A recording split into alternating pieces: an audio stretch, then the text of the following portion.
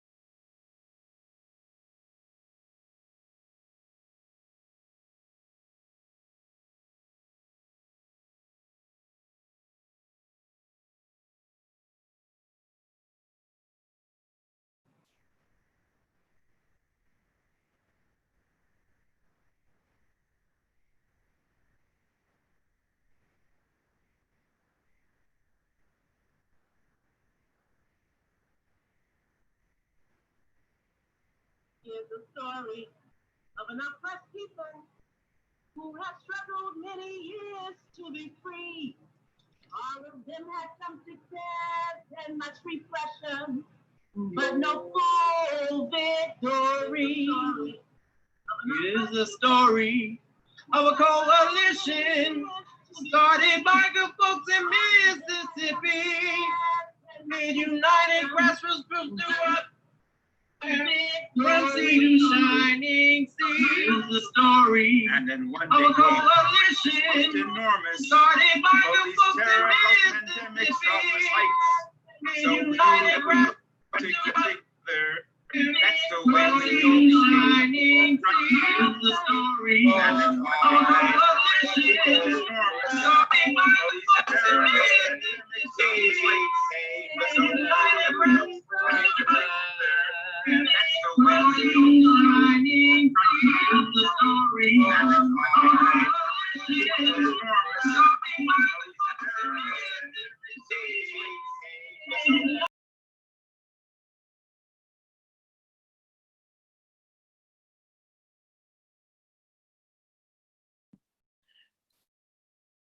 Good morning, comrades, and happy Black August. We are among your team of co-hosts for this month's People's Strike broadcast.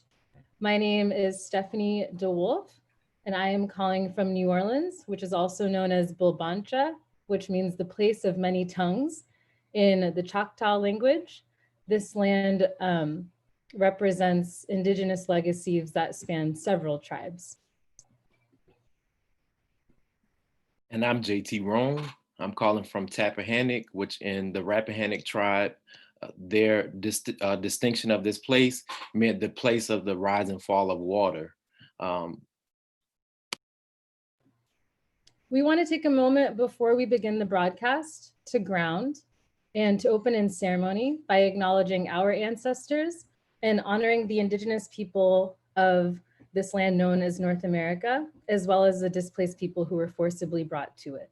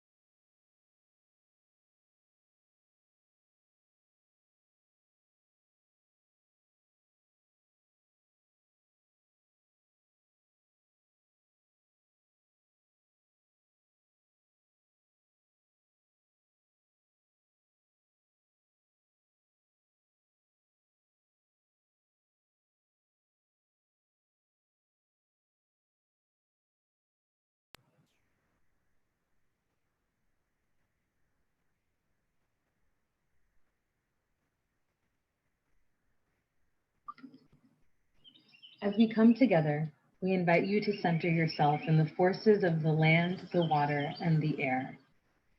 The river was here before us, and it will continue its course when we are gone and perhaps forgotten. These times we come together, remind us we invite you to center yourself in the forces of the land, the water, and the air. And therefore, that it can change. The river was here before us. We alone have the power to change it. When we are gone, and perhaps as individual droplets of water. These times we come together, remind us we invite you to center yourself in the forces of the land, the water, and the air. Therefore, that it yet it is the community of the uncountable other droplets of the tide that individual droplets of water. These times come together, remind us that you to center yourself in the forces of the land, the water, and the air. Yet it is the community of the other droplets, imperialism and individual droplets to render the ground.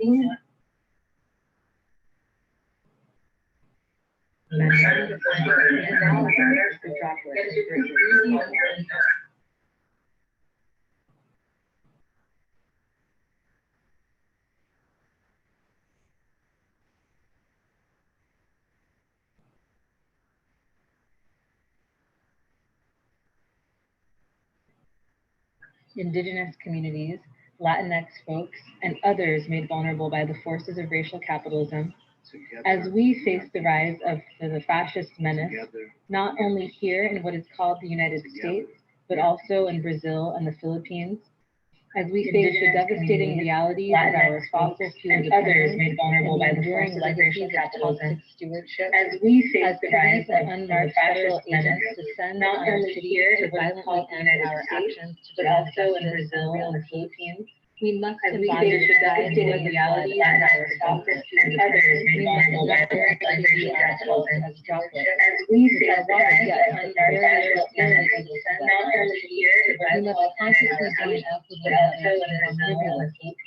We must face the devastating realities of our fossil fuel and others made vulnerable by the forces of power of less power. We face the rise like the ashes of resistance.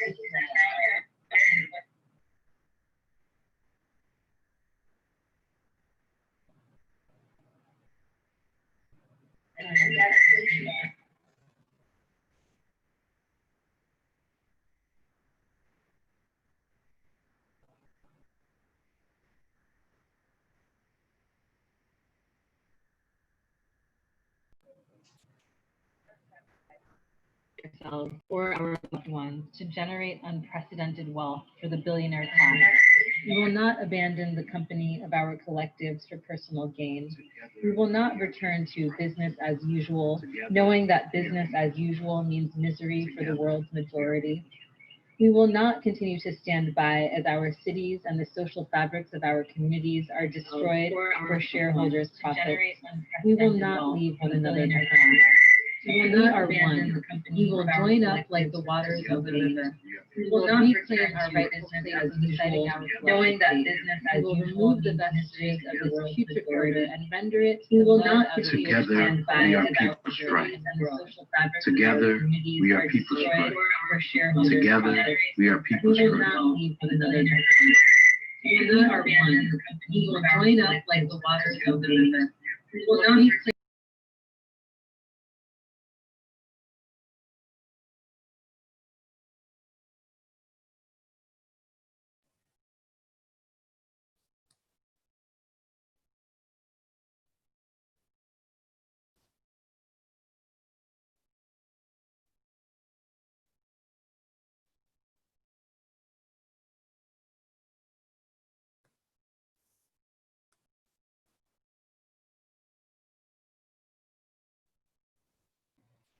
Thanks, folks, for bearing with us. We're having a few technical difficulties.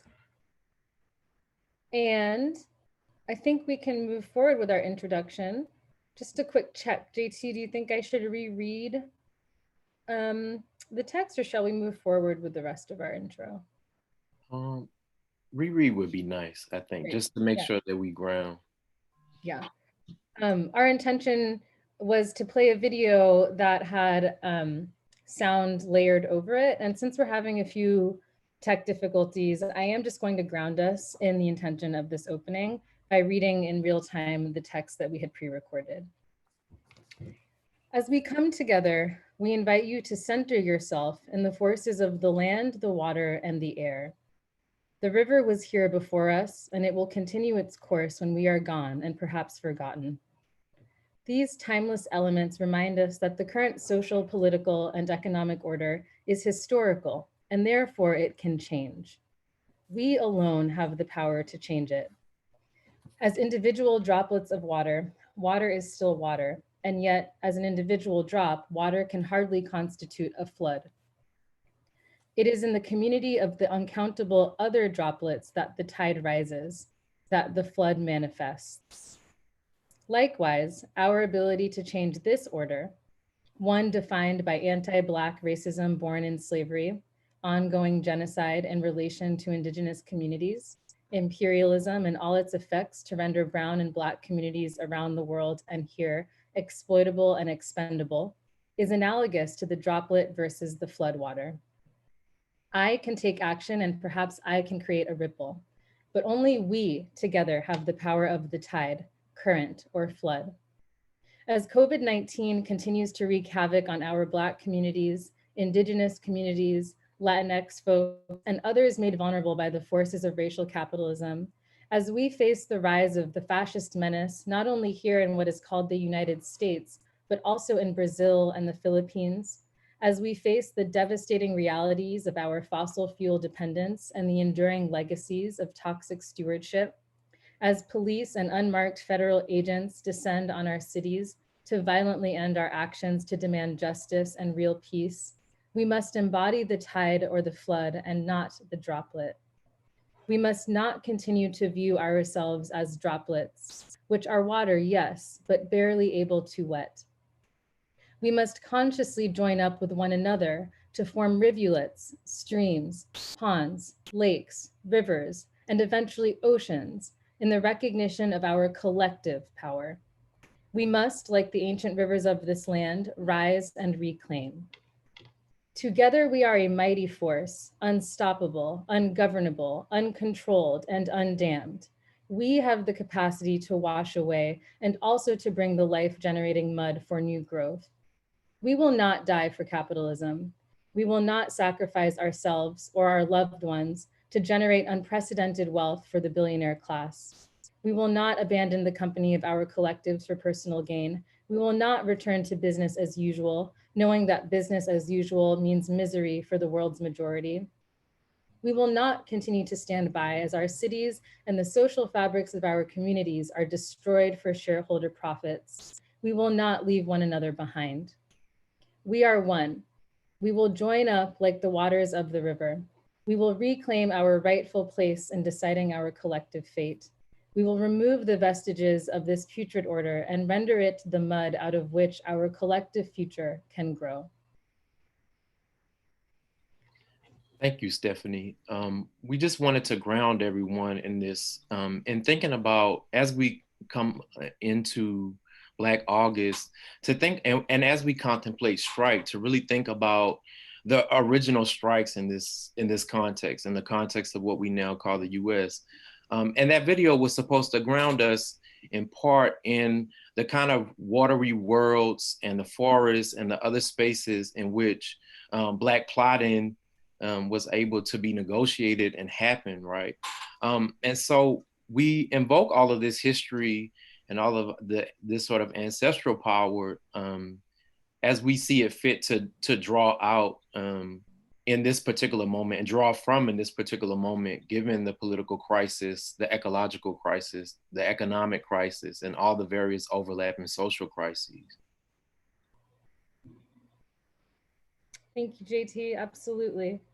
With that established and really, wanting to lift up that connection between striking and between the long legacy of Black resistance, pre-organized movements, we're going to shift over to a PSA about Black August. This is a tribute at San Quentin.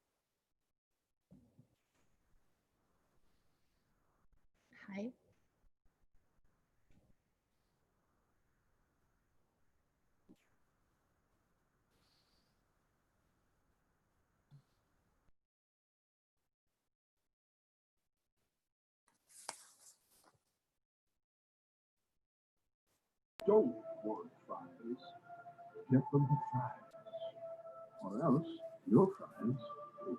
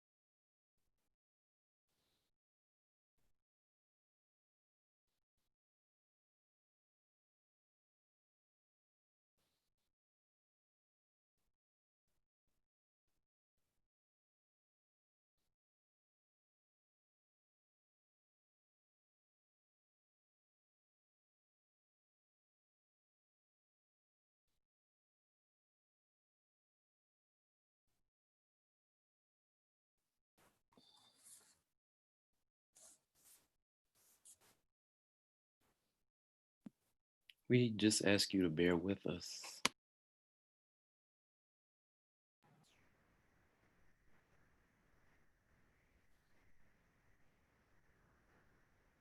I believe the Black August video played. We can play it again or replay it if that's useful, but I'm seeing heads shaking no, and I think the international segment is ready to begin. Fantastic. Thank you so much for joining us for that opening, and we'll hand it off now to our international team segment. Thank you, Stephanie and JT, for those powerful, powerful groundings. Technology and grounding don't always go together, but the spirit and the power of your words were, and the visuals were so felt. Thank you. And we will figure this out at some point in time. Good morning, afternoon, or night, wherever you are in the world. Welcome to the August 1st People Strike broadcast. I'm Rose Brewer, one of the co-hosts with Corrine Mullins in this first segment of the broadcast, focusing on internationalism and COVID-19. I'm a co-convener of the International Committee of the People Strike with Melanie Bush, and we have an incredible lineup of speakers today in this first segment. Stay around, but we will also continue into the afternoon and into the evening with guests, with culture, and with a powerful introduction to Black August. As we all know, as Stephanie so eloquently articulated, racial capitalist COVID has been devastating to Black, Brown, Indigenous, poor, working class peoples across the US and amid COVID imperialism, arrayed against the world's peoples. As we make the international connections this day, we start at the center of the empire, the US. We'll open our discussion with two incredible fighters for liberation and humanity. They are in the heart of the beast in the COVID struggles that we are waging today. I would like to call into the space Abdul Ali Muhammad and Dr. Nathan Kareem. And if you will put your visual on, that will be incredible. Is Dr. Kareem here with us?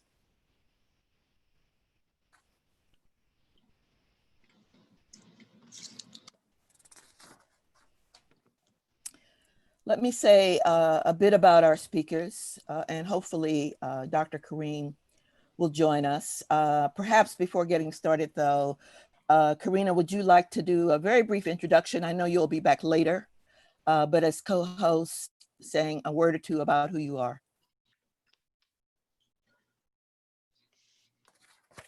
I think you are muted. Yeah, thank you so much for that introduction, Rose. And I can save my introduction for the second section, but just to say I am also a member of the International Committee of the People's Strike based in Brooklyn, where I also teach at CUNY and the New School and live and am organizing locally here too. So thank you so much to all the organizers, the programmers. Thank you for the amazing introduction. And I'm really looking forward to our discussions today. Thanks. Thank you, Karina.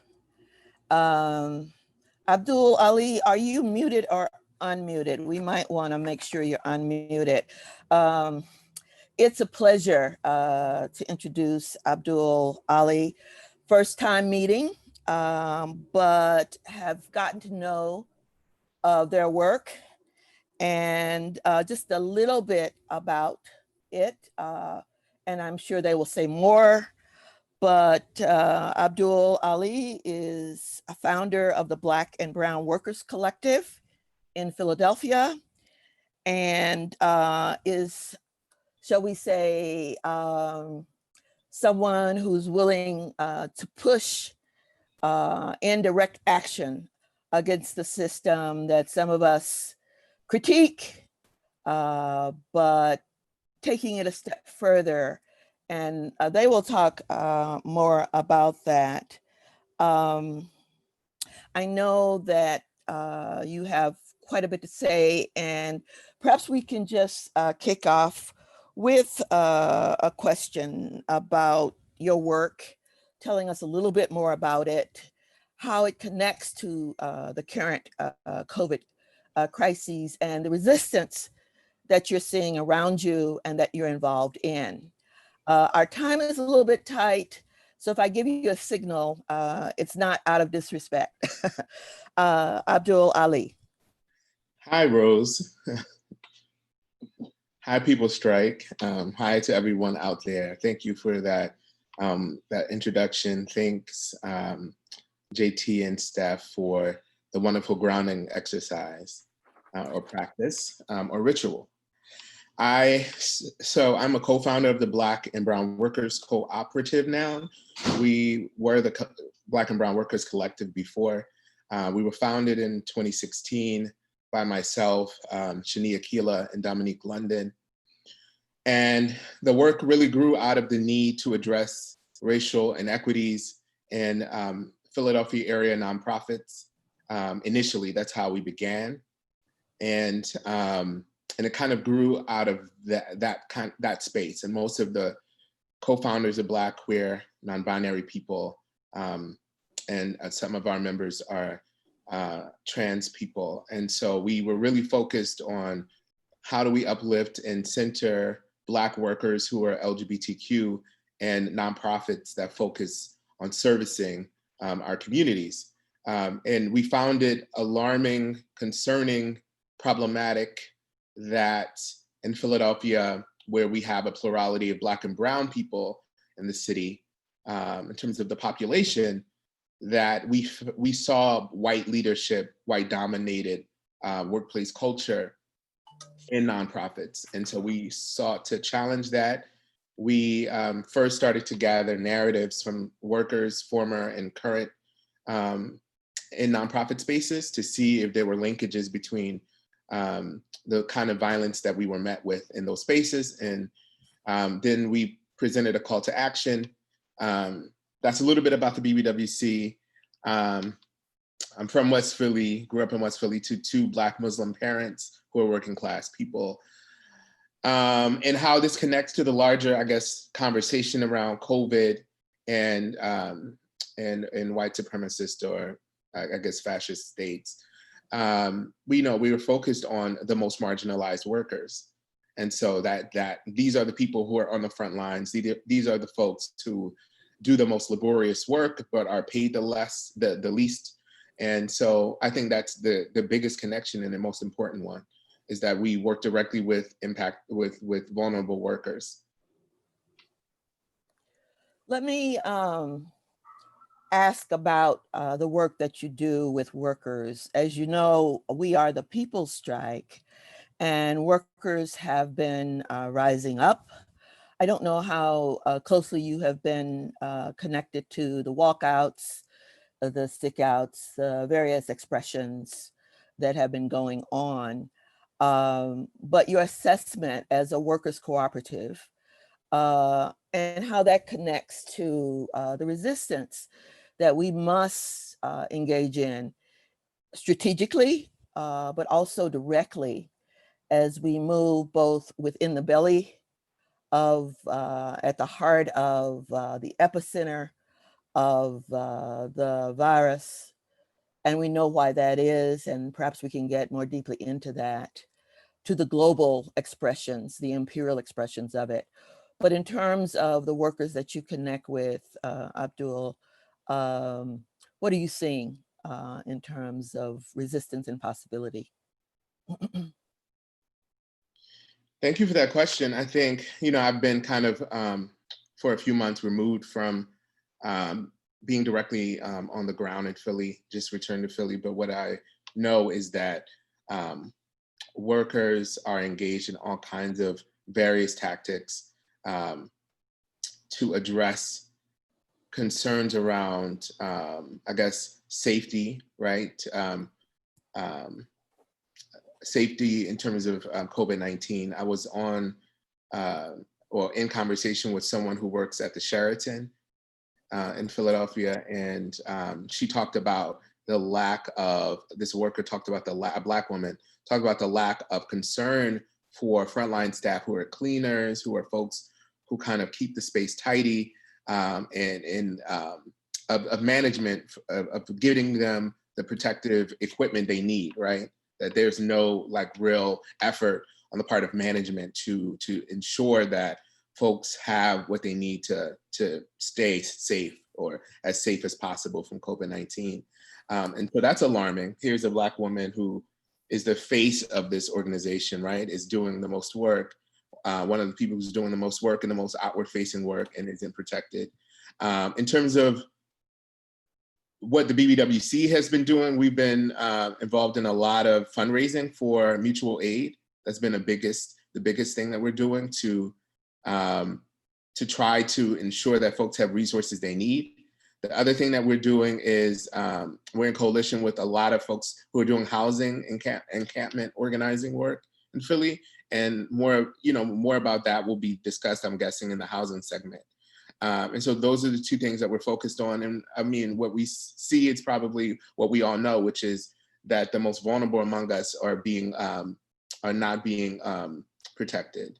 And I know we're short on time, so I'll just keep it there. Well, as it turns out, we're not as short on time as we thought we might be. Our second speaker for this section and our Brazilian speaker have not arrived yet. Mm-hmm. So I'll just move to the third question I was going to ask. Actually, it was going to be sequenced between you and Dr. Nathan, but we are improvisational to the nth degree. And if you don't mind, in looking at your website, you describe yourself as a Black, queer, pos, non-binary John. I don't want to assume that I know what all of that means, and will kindly ask you to articulate it more fully. But I raise that to ask you, usually we say the most vulnerable, And I'm wondering how we can break that down, given your historic work. And we don't hear that framing for the current corona crises. But I'm wondering, are you seeing, are you bridging, are you making some connections in that regard? But first, tell us exactly what you mean in the descriptor that you used on your website. Sure. So John is like a Philly slang. It's like a Philly word for it's Black vernacular in Philly. It means a thing. It's something that you could call anything is a John. Like you can be a John. This book can be a John. I'm a John. It can be used pretty much for any item or any person or anything. And what I mean by pause is that I am HIV positive. That I've been living with HIV since about 2008. That's when I was tested for HIV and tested positive. And so POS is kind of a way that a lot of HIV positive people refer to themselves as POS. And so most folks know what POS means. It means HIV positive. And I'm queer, meaning that I, am not someone that believes in heteronormativity, or and I am non-binary, meaning that I don't really feel in my body that I am a man or a woman. So I'm kind of not located on either end of the binary gender spectrum, if that makes sense. So I'm somewhere else on that if we're looking at a linear kind of graphic, I'm somewhere on that line in between. That's what I mean when I say non-binary. And in terms of the most vulnerable, I mean, I've been doing a lot of work to directly support the family of a Black trans woman who was murdered in Philadelphia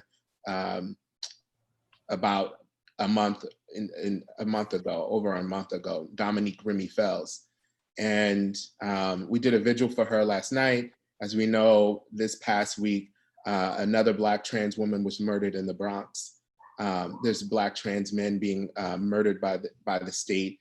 And so we know that we don't practice holding trans and non-binary people well in this world, especially if they're Black.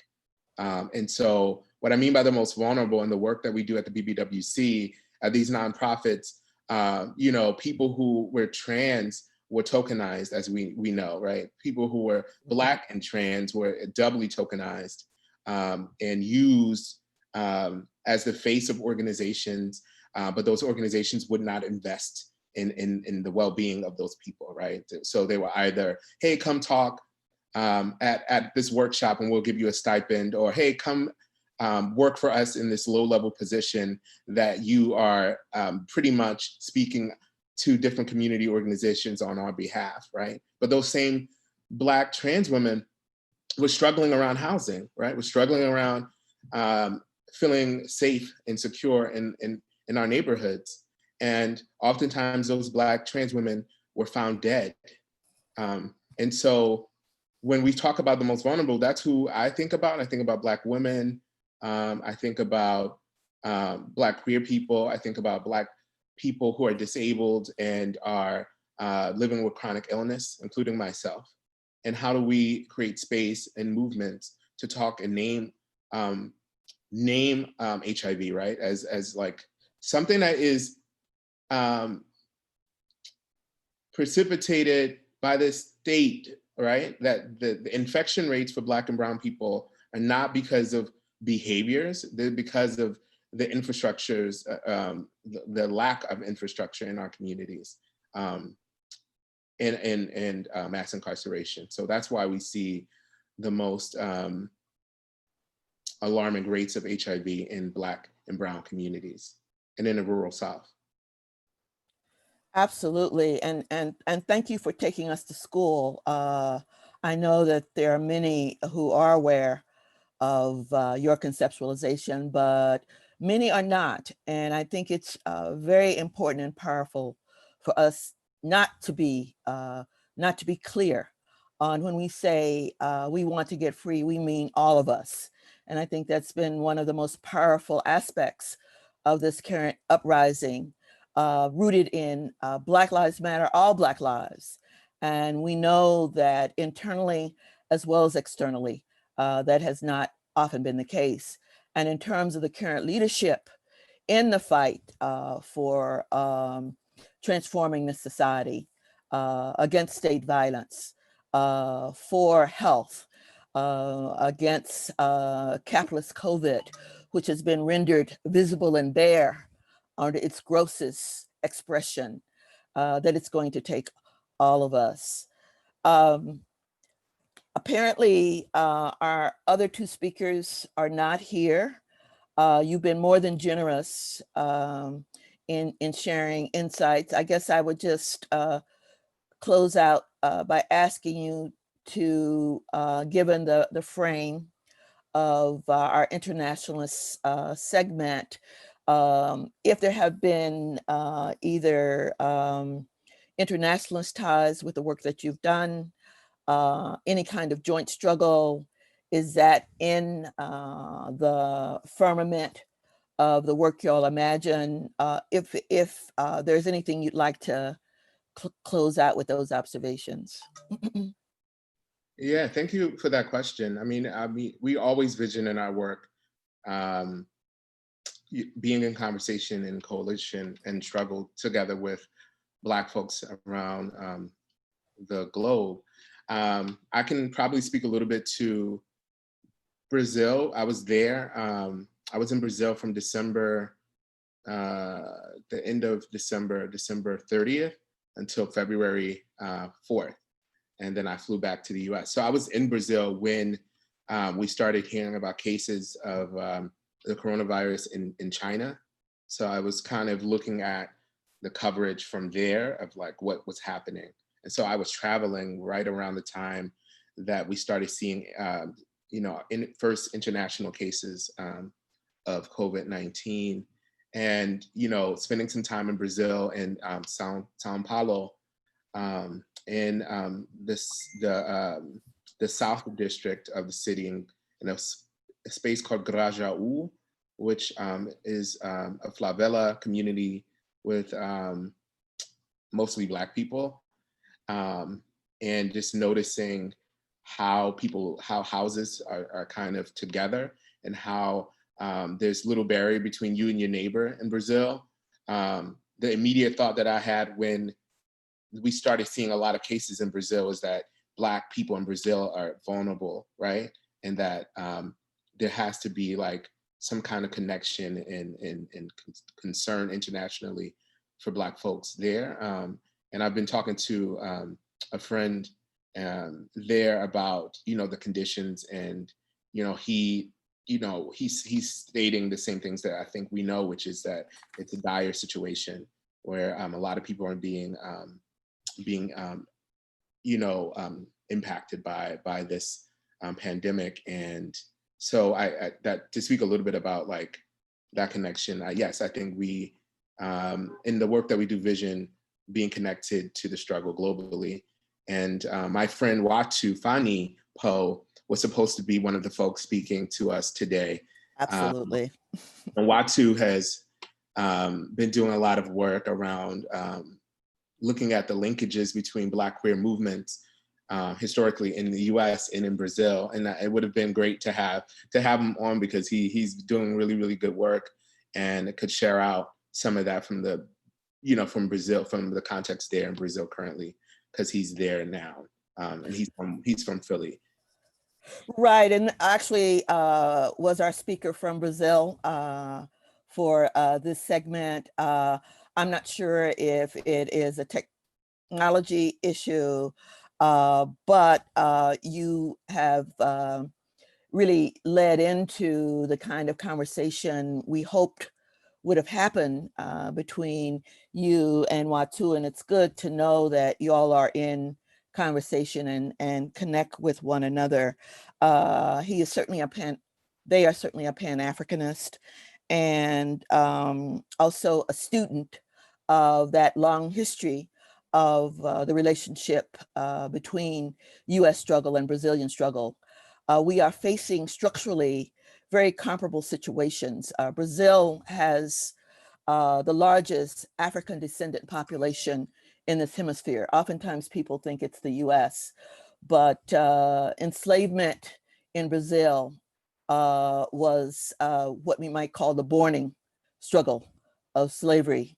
And the Brazilian population is heavily African-centered, with a culture that is heavily African-centered. And with Bolsonaro in office, comparability to Trump in this country, the second largest number of cases in the world, with lack of science, with racism. And we also know, I've been to Brazil several times. There is a very vibrant Black feminist movement there. Dare I say, the police violence and the state violence against Black Afro-Brazilians is as intense or more intense as in this country. The favelas, as you describe them, are petri dishes, and the horror of imperialism from the US to Brazil. We could get into the politics of the removal of a rightful president from office. It's an amazing situation, and the support that the right wing has received in this country, from this country. So there are certainly broad connections. The struggle is definitely a joint one. And once again, thank you so much for sharing your time and your wisdom and your resistance and your political will. Thank you. Thank you, Rose. Can I say something briefly about Bolsonaro? Certainly. I think it ties in. We certainly have the time. You can say as much as you want to. So when I was, I'm connected to a lot of folks who are Black, Afro-Brazilian, HIV positive people. And when I was there, Bolsonaro was trying to pass a policy to end giving HIV medication to people living with HIV, because he stated that it costs too much because they have a quote unquote public healthcare system. And so he was basically saying that people who are HIV positive are drained on the system, who are mostly like Black Brazilians. And so we saw there his lack of concern and care, right, for the people in Brazil. And this is before COVID-19 kind of emerged there. And so we see in his politic, like you said, this right-wing framework that he's like trying to basically allow for the brutal death of Brazilians at the consent or lack of support of the state. And so you're totally right in terms of like the politics that connect the United States and Brazil. Thank you again. And actually, we're going to move to a third site, India. And I'm going to turn that over to our co-host. There are a number of interconnections among the US, Brazil, and India that we hope to lift up as we move more directly outside of the belly of the empire and US imperialism, COVID imperialism, into other sites. So I will turn this over to Karina.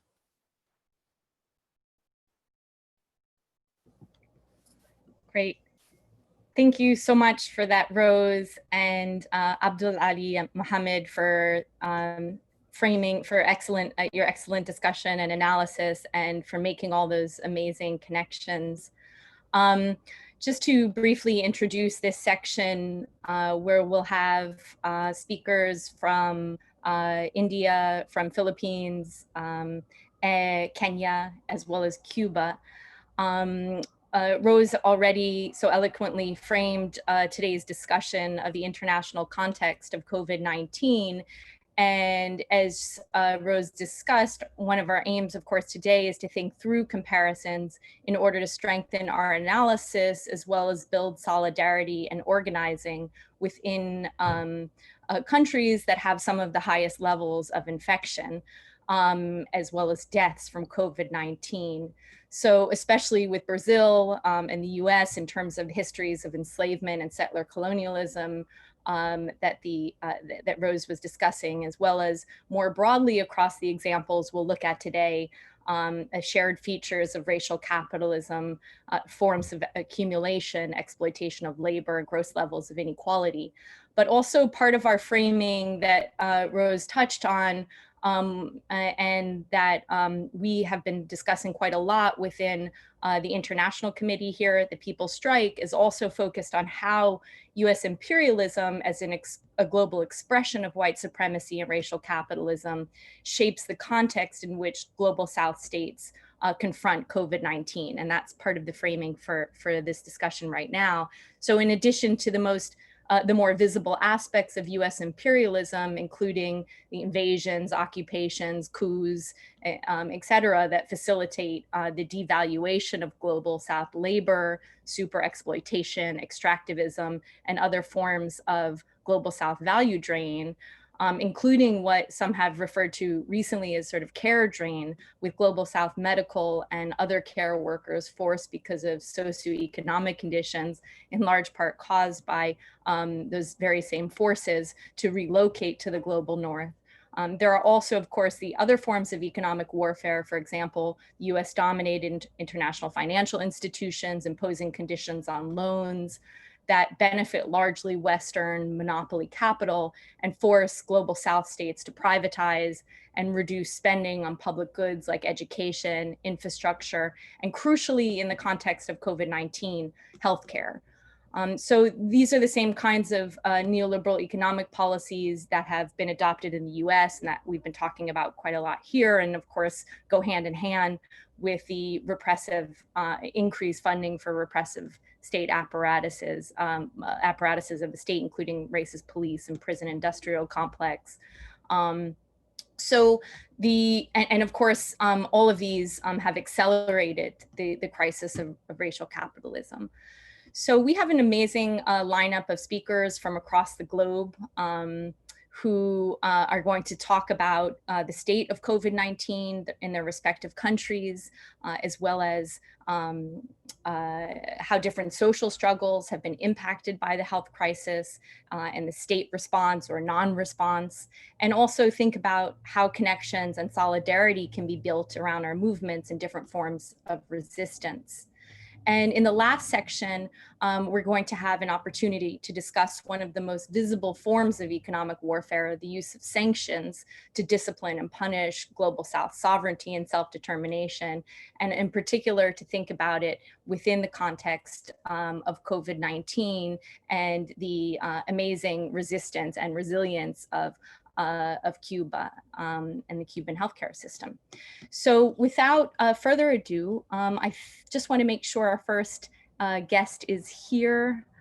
Let me see, is Sandeep on the call already? I don't, okay, I see that he's not here yet. So that's okay. If it's okay, then with Sarah Raimundo, we'll start with our comrade from the Philippines. And then when Sandeep, oh no, sorry, we do have Sandeep here. Okay, so, oh, sorry, Sarah. Yeah, is that okay? We'll start with Sandeep, just because Rose also started by introducing India, and India shares this sort of notorious label with Brazil and the US of being one of the countries with one of the highest rates, infection rates of COVID-19, and of course shares many other features with the US in the current moment. So without further ado, I will introduce our first speaker, Sandeep Chachra, who's the Executive Director of Action Aid Association India, co-chair of the World Urban Campaign, UN Habitat, and managing editor of Agrarian South. He is going to join us and hopefully start, if you can, Sandeep, thank you so much. And I want to also thank all of our comrades joining us from different time zones, who many of them are staying up into the very early morning hours in order to be able to join us today. So I really want to start by thanking you all for that. And Sandeep, if you can just begin by telling us about the current context in India right now with the health crisis, the political, economic context, and what does resistance look like in the current moment? Thanks. Hi, thank you, Corina, and thank you to People's Strike and all the organizers for inviting me here today. Am I audible and clear? Yes, you are. Or will that do, or do I need to shout a bit? It's quite late in the night, but thank you for having me here. And Corina, today I was just listening into the last speaker. I just tuned in. It was interesting what he was talking about, because I didn't quite get his name, but I was quite inspired by what was said, particularly about Afro-Brazilians, and in the context of race relations, but also in the context of informal work. I mean, he, of course, was talking of workers. So I'm going to sort of a little bit focus my intervention today more from the perspective of informal workers of the world, and of course located here in India. So I'm going to speak much more about the Indian context, which you have alluded to. Now we're looking at, just to talk of numbers to begin with, we're looking at something like 0.4 billion people who are in the so-called quote unquote informal economy, or what's called the informals of the world in India. And ILO would tell us that the total number of informal workers of the world, which perhaps is a bit of an undercounting, is something to the tune of 2 billion. So we're looking at less than just less than a third of the world's population castigated to the world of informal work in the unorganized sector. And there are several things in common. But let me come to India first, and the story in India. The past 4 months of almost a sudden overnight lockdown beginning in the end of March meant that overnight people all over the country, in the cities and in peri-urban areas, to the national lockdown, but also so much in rural areas. India still is an agrarian economy, 55% people deriving livelihoods from agriculture. Meant that for them, overnight, there was a specter of what I would call a distress and the long-term crisis, a huge one of gargantuan proposals, almost proportions. Just to say to you that as I work for ActionAid Association India, as you introduced, and we are a social organization in your language in the US, a non-profit, working across the country. So for us, it obviously, and we've been together in solidarity with the associations of informal workers, often unorganized, outside of the remit of the formalized trade unions, which are that part of history which believed, which took as their organizing point the shop floors.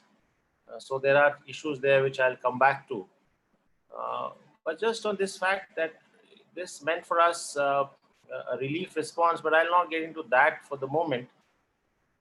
We have in the past 4 months serviced or served through direct relief and food operations, food rations, meals, food supplies, 6.3 million people roughly, and that's really a small proportion of what I'm talking about. But just to say to you that this kind of a situation meant that overnight the workers lost their whatever work they had. Now that's another matter whether it was dignified work at all. That's another matter that the situation pre-COVID wasn't to talk anything about. It is a survival.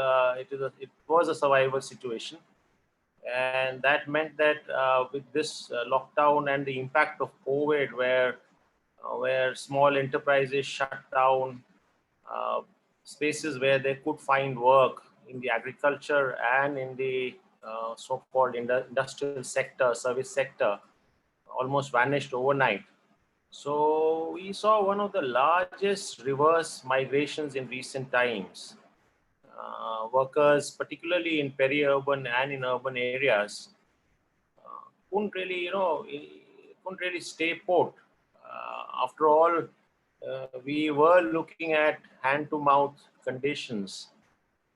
In the informal economy, we all know all over the world, and I think it's a shared issue that the wages are extremely depressed, and that's how capital accumulates in any case. So there's no great science in it.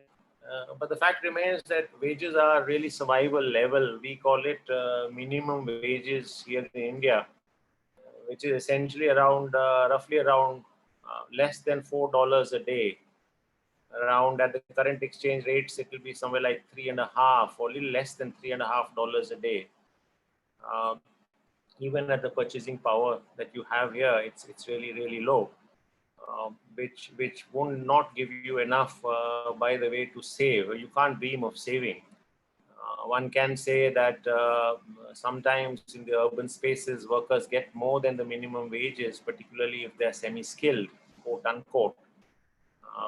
But even so, without the savings that they had,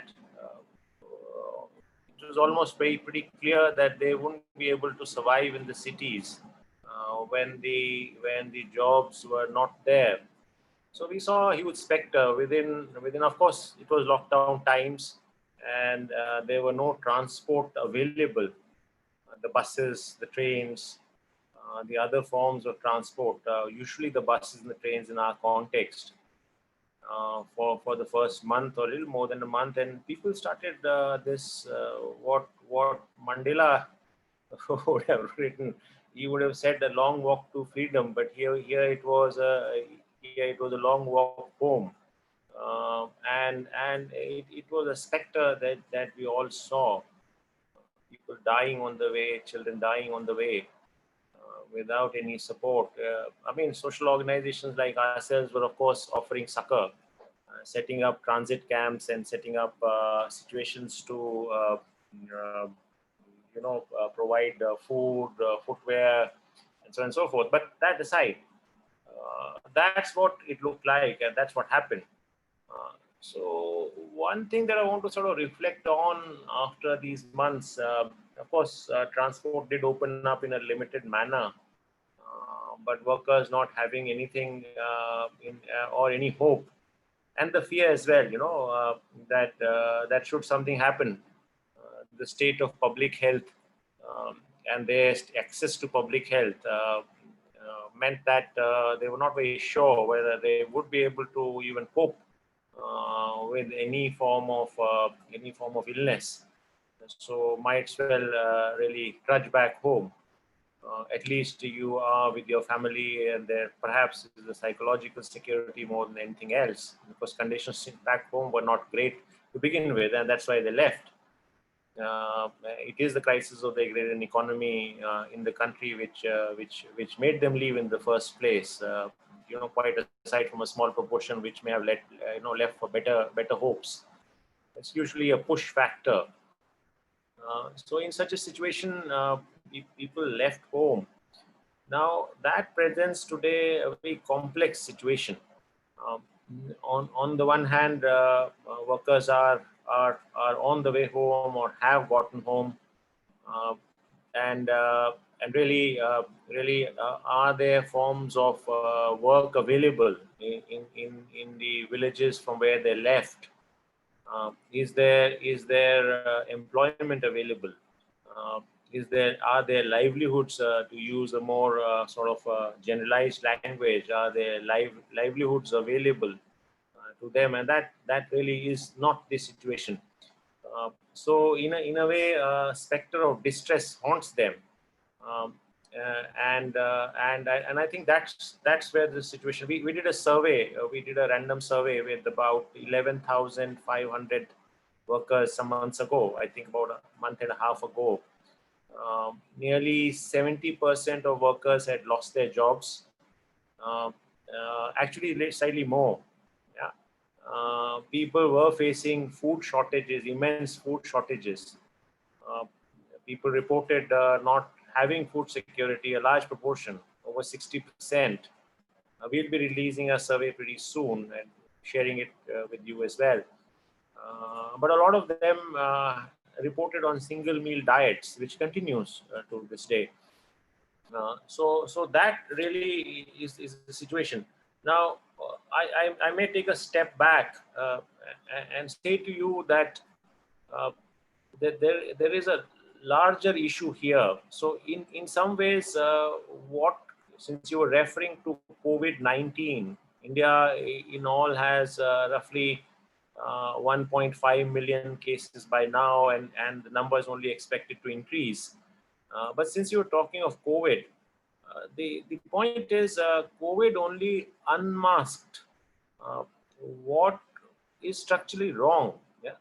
What structurally ails our country and the world today. So it's not that you and me and members here or people who are working on social formations or who are working with the vulnerable people, communities in the world know this. Yeah?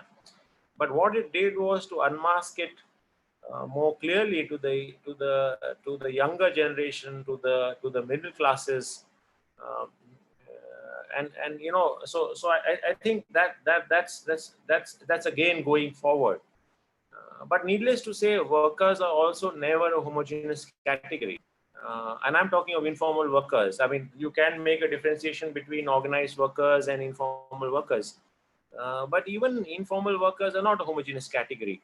In the context of India, there are variables, huge variables of caste, yeah, of ethnicity, of indigeneity, what we call tribals here, of religion. And on account of that, you also have pre-existing discriminations, a burden, a history of discrimination. So needless to say, a large chunk of informal workers derives itself from communities and populations and masses which were historically discriminated: the backward classes, the scheduled castes, the Muslims, the tribals, of course, needless to say, women. So you can, the other bit to look at is who among the workers suffers the most and who has been suffering the most through known history, and what needs to be done to set that right.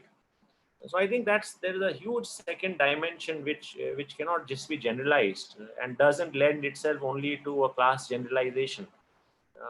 So I think that's the other bit that I want to sort of bring into the debate. Since I heard allusions being made to the question of race, the question of indigeneity in some ways. And that's where I think the futures should also could also arise. The other point is that informal workers have suffered, and let me just come back to a little bit of a response of what happened. So yes, overnight enterprises were shut. Overnight employment possibilities were just finished, and I mentioned to you what happened thereof.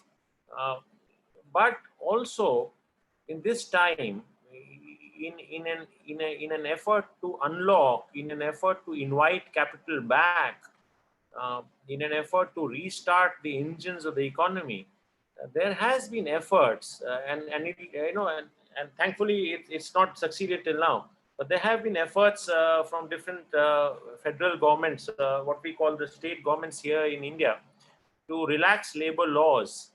In a way, the jargon used in almost every other country in the South, I hear, is that of what's called labor law reforms, and you can almost assume that the reform means it's a reform for ease of doing business. It's a reform for the capitalist. So that said, we've had in the past 2 years efforts from the central government to simplify, in the name of simplification of labor laws, all of the historical gains, which are now codified as labor laws in India, roughly about 45 plus, were attempted to be simplified into 4 labor codes by the government of India. Now, these have not been enacted, so they are still under the phases of consultation. One of them, the wage code, has been adopted by the parliament, and rules are yet to be framed. And until the rules are framed, you can't implement it on the ground. But the other three, the industrial relations, the occupational health and safety, the one on social security, which is crucial, all three are crucial actually, apart from the wage code, are still in a sense in the process of law making. So they hang there. And in this time, what we saw, and they are with the Parliamentary Standing Committee. So as and when the Parliamentary Standing Committee finally passes them with whatever little changes, can then they be enacted and can then they be codified. And that's going to take time, and that has meant in the last 4 months no progress has happened on that, although we were invited by the Parliamentary Standing Committee to make our submissions during the time immediately preceding COVID, but no progress has happened on that front as yet. So what that meant was we are almost at an interregnum of where the labor laws and protections stand. And in this time, we saw kind of a vacuum. I mean, not a full vacuum, but a kind of a vacuum with all the situations happening.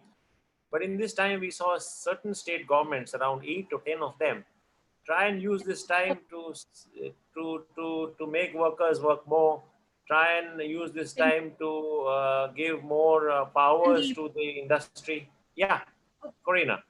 Hi. Oh, yeah. So sorry to interrupt. This is really fascinating, and you managed to include so much analysis, both of the structural context and the kind of conjunctures of the current political, economic conjunctures of the current moment. I really appreciate that.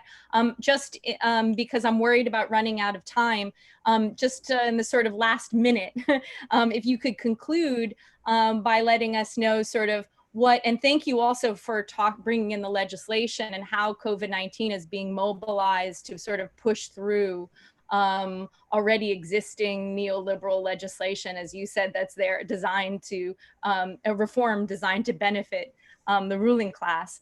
But also for talking about discrimination and you know, the aspects of Hindu nationalism or Hindu supremacy that I think a lot of people have been talking about and thinking about, also in light of COVID-19. Just in that last minute, what is being done to resist in the current moment? And thank you so much. I don't know if I can do. I am sorry, I didn't realize there was a time limit, so I was feeling easy.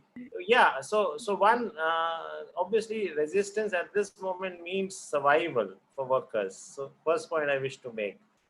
And there's a struggle for survival, which I think needs a lot of solidarity internationally and nationally and locally, cutting across the various fragmentations workers face. Yeah. So that's one point I want to make. The second point I wish to make is, you know, historically, workers in the North have enjoyed slightly better living standards on account of super exploitations of workers in the South. And I think here is an opportunity to change that. The third point I make is the question of the fact that nationalistic chauvinism or chauvinistic nationalism, which has been a product of since the last crisis of 2008 and which has only gotten more powerful, means that even workers in the North face specters of exclusion on account of race, on account of various other things. And that also keeps the workers of the South out with this whole thing of where do jobs go, the rise of nativism per se. So I think that's a big challenge, but also a big opportunity to come together to build a better world of work for all, to build a better dignified world of work for all workers across the world. These are challenges, but these challenges have also been historical, only aggravated much more. And these need to be overcome by, the last point I wish to make and conclude here is the fact that the formal trade unions often haven't been able to, you know, sort of reach out to the informal workers. So that's another arena which needs to be looked at in terms of nodes of organizing and nodes of organizations of informal workers with all the diversities that I talked of as platforms to come together to raise their voice, to come together to enhance bargaining capacities and to fight a struggle. So I will stop here, given that I know you've run out of time and I didn't realize it's a shorter one. Thank you. Yeah, I'm so sorry. And I hope we can bring you back on the program soon, and let's continue to build connection and solidarity. Thank you so much for that, Sandeep. Really fascinating and important discussion, in particular, highlighting the plight of informal workers. Thank you. Bye-bye. Great. So thank you. So we're going to move on now to our next speaker, Sarah Raimundo, who is also a member of the International Committee of the People's Strike. Sarah works at Bayan, the New Patriotic Alliance International Desk. She's also an organizer for the International League of People Struggles and the chair of the Philippines Bolivarian Venezuelan Friendship Association. She also directs and teaches at the Center for International Studies, University of Philippines. So we are so lucky to have you on this program, Sarah. And I would love for you to talk in the given the time constraints, but I'd love for you to talk about the current context in the Philippines with COVID-19, but also I know you've been really involved in the organizing happening in the Philippines to reject the recently passed anti-terror law that is of course backed by the US. And you've done a lot of work concerning also the neo-colonial relations of the US with the Philippines, US imperialism. So if you could bring in a little bit about that struggle as well as the current context, that would be great. Thanks. Okay, thank you, Karina. Good evening, good morning, everyone. It's nice to be here again at People's Strike. So I would just like to talk about the anti-terror law in relation to how the COVID-19 pandemic is being managed here in the Philippines. So let me begin with the anti-terror law. It's a Senate bill that was adopted by the Congress, and it basically shows Duterte's consolidation of power. In this case, his control over the Senate and Congress. Both the lower and upper house railroaded this bill in May 2020. In the middle of a pandemic and a draconian lockdown. And as of 3 days ago, cases have reached 85,468 as per World Health Organization figures. And Duterte has assigned retired generals and political players at the helm of COVID-19 response instead of competent health workers and professionals. So this situation, since the beginning of the lockdown, prefigured the recently implemented anti-terror law in the country. It instills fear instead of compassion. It threatens citizens who have grown critical of the government. Some of the, I just want to talk about a few items in the anti-terror law that actually makes it state terrorism law. First, it has a very vague and broad definition of terrorism to include virtually any kind of protest action or expression of dissent. It has come up with new crimes like threatening, planning, training, preparing, facilitating, conspiring, proposing, or inciting to commit terrorism that further widen the already overbroad scope of the crime of terrorism. And also has a one-sided prescription of persons or groups as terrorists. It actually legalizes guilt by association. For example, you can be tagged as terrorist via the crimes of recruitment, membership, or providing material support to a designated terrorist or terrorist group, organization, or association. It also allows for arrest without warrant and detention without charges from 14 to as much as 24 days versus the current or the previous 72 hours. It has relaxed rules on physical and electronic surveillance, examination and freezing of assets and bank accounts for persons or groups suspected of engaging in terrorism. So in other words, it is a vague, overexpanded, overbroad definition of terrorism and its related crimes will provide the basis for abuse by authorities, making it much easier to intimidate, harass, invade their privacy, arrest, and detain anyone on trumped-up charges. So obviously, it is wielded against citizens who oppose the Duterte government's surrender of our national sovereignty over the West Philippine Sea and other issues such as the war on drugs, the criminal bungling of the COVID-19 response, crackdown on human rights defenders, and so on and so forth. So it just basically targets critics of government, social reformers, journalists, etc. Meanwhile, narratives on the rise of authoritarianism or authoritarian regimes have been largely or highly culturalist, focusing on personality and not on the conditions for which authoritarianism arise. For example, there's a need for transnational corporations, as you've mentioned earlier, and the military-industrial complex to benefit from crisis management. And this is a service that's well delivered by authoritarian regimes. And we at Bayan are reading this kind of situation, the anti-terror law and the draconian management of COVID-19 as Duterte's way of stepping up the U.S.-Philippine alliance. Duterte suspended the plan to permanently abrogate the Visiting Forces Agreement and other forms of U.S. military intervention in the country recently in June. Back in 2018, or as early as 2018, his second year in his presidency, he expressed his intention to replicate Suharto's campaign against communist rebels, which killed 3 million people in Indonesia. In August 15, 2019, there was an illegal and treacherous memorandum of understanding between the Philippine National Police and the United States Embassy in the Philippines to build a counterterrorism center to be funded by the U.S. State Department and built on Philippine soil.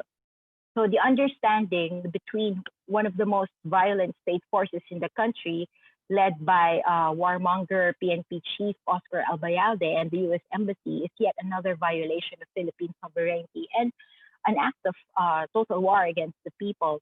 So this training center is slated to be constructed and operated on the grounds of the PNP Academy in southern Luzon. Its initial funding of 520 million pesos, $10 million, comes from the U.S. State Department. There's a construction of a counterterrorism center funded by the U.S. government in the Philippines. And it means a more systematic approach to the implementation of the U.S. Duterte regime's adoption of the U.S. Counterinsurgency Program, or U.S. COIN. So U.S. COIN historically has largely targeted sovereign nations whose citizens continue to challenge U.S. imperialist incursions in the age of so-called sovereign states. Counterinsurgency programs have resulted in thousands upon thousands of extrajudicial killings among civilians, especially among Filipino farmers. To date, there have been over 200 cases of extrajudicial killings of farmers since 2016. There have been attacks on civil rights and the criminal reinforcement of the climate of impunity nationwide. The U.S. State Department-sponsored Counterterrorism Center in the Philippines is also part of the U.S. imperialist shift in counterterrorism strategy. For example, in 2014, the same year that Obama and Aquino signed the EDCA, or the Enhanced Defense Cooperation Agreement, the U.S. government revealed that this shift in counterterrorism strategy is an outcome of its successes and shortcomings in its war on Iraq and Afghanistan. So this shift involves a more effective partnership with countries where so-called terrorist networks exist. So the Duterte's cancellation of the peace talks with the Communist Party of the Philippines and the New People's Army and the National Democratic Front in 2017, and its subsequent tagging of the latter as a terrorist organization, is really nothing less than an act of subservience of a certified U.S. imperialist lapdog like Duterte. He has a record of 27,000 victims in his bloody war on drugs, and Duterte aims for a key role in the reinforcement of the U.S. Disastrous record of involvement in counterinsurgency efforts worldwide. His claim on independent foreign policy in the beginning of his presidency has taken the shape of a full agreement with U.S. foreign policy, deep in counterterrorism programs, and those are the same policies that had and continue to mark the darkest pages in the history of foreign policy in the world, from giant little Americas to small raider facilities. The U.S. maintains 800 military bases in more than 70 countries and territories abroad. Other imperialist nations such as Britain, France, and Russia have about 30 foreign bases combined. So we believe that a U.S.-sponsored counterterrorism center in our land will not solve the perennial problem of landlessness and the absence of an industrial base in the country, but it will certainly be a center of gravity for recruitment of our very own people who will be trained to master the methods of inflicting harm upon those who are working hard to realize genuine agrarian reform and national industrialization. And furthermore, this use of American tax dollars will only sink an unscrupulous institution like the Philippine National Police deeper into corrupt and that is profit-seeking bureaucratic practices. Currently, there is an impending $2 billion worth of arms sale by the U.S. to the Philippines, as we have already discussed last time, right?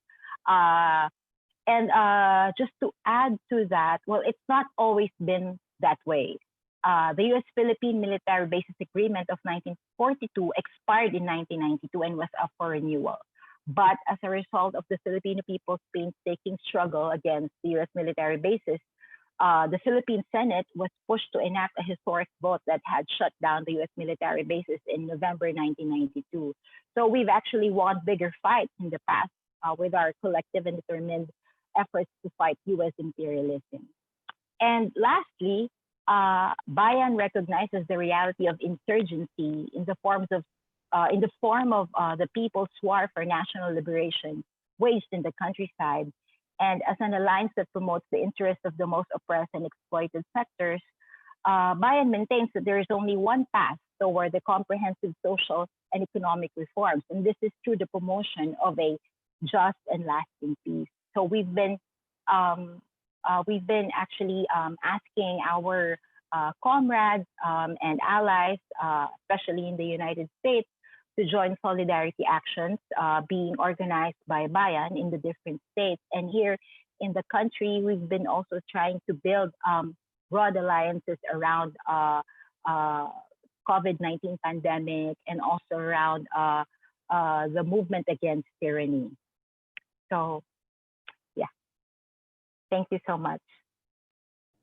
Yeah, thank you for that, Sarah. And really, really fascinating, and thinking about how COVID-19 or the state's response, non-response, the spread of COVID-19 is mapped out onto these this already existing different forms of violence, structural and state violence, in the context of also U.S. imperialism, and thinking about the war on terror as a form of counterinsurgency, as you've said, in response to different forms of opposition, communist, leftist organizing, peasants movements. So you just gave us so much to think about, and also how U.S. military expressions of U.S. imperialism are not only in the forms of invasions and occupations, but also so-called trainings in the context of war on terror and operating military bases. So thank you for that. That was really fascinating. And please, everyone, look out for Bayan. Look up the organization. There are, I know, statements and petitions to sign to support the struggle of our comrades against the anti-terror legislation and against the repression, the Duterte repression in general. So thank you so much for that, Sarah. And I think we are going to now, oh, thank you. And I think we're going to move now to a 5-minute break with, it sounds like, is this true still from, that we are going to have a live feed from California with Amazon workers shutting down one of the main, the main Amazon site there. Is that still happening? Yes.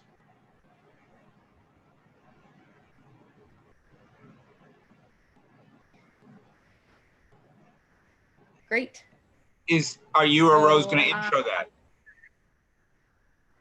that? Rose?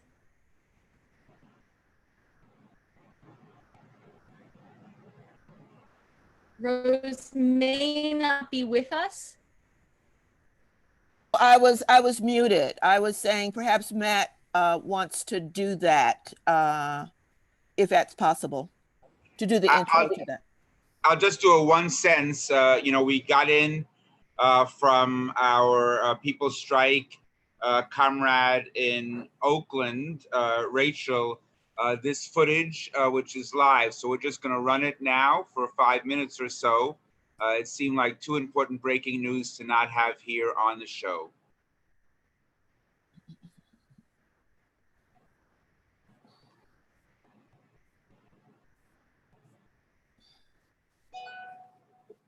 Demand, like you know, we have to be articulated them. I think so much yet, like we see them around, and for Amazon workers, one of the demands is $30 an hour. I listened to Bezos the other day in that Congress, in that hearing. He's better than most places. What does $15 an hour buy you in the Bay Area, really? $15 ain't shit in the Bay Area. Right? You can't even buy lunch for $15. So for every day that you work, 1 hour of your day just pays for your food. Then gas, taxes, rent. How much is the average rent now for a 1-bedroom in the Bay Area? Like $2,500, 500 square feet. And then what are your options? Go live in what? In Pittsburgh, and then drive, and then more expenses and more time away from your family. You know, we're moving into this situation that is increasingly untenable. And in the early period when workers especially have stood up, there's been retaliation. There's been retaliation against specific workers. We want to talk about those workers and stand with those workers right now and say that, you know,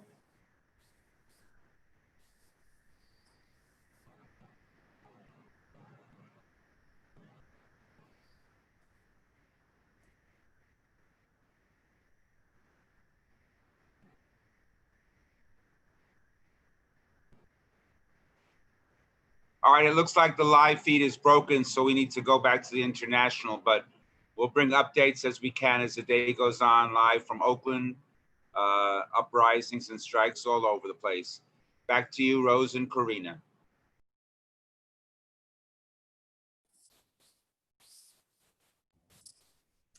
Great. Thank you so much for that, Matt.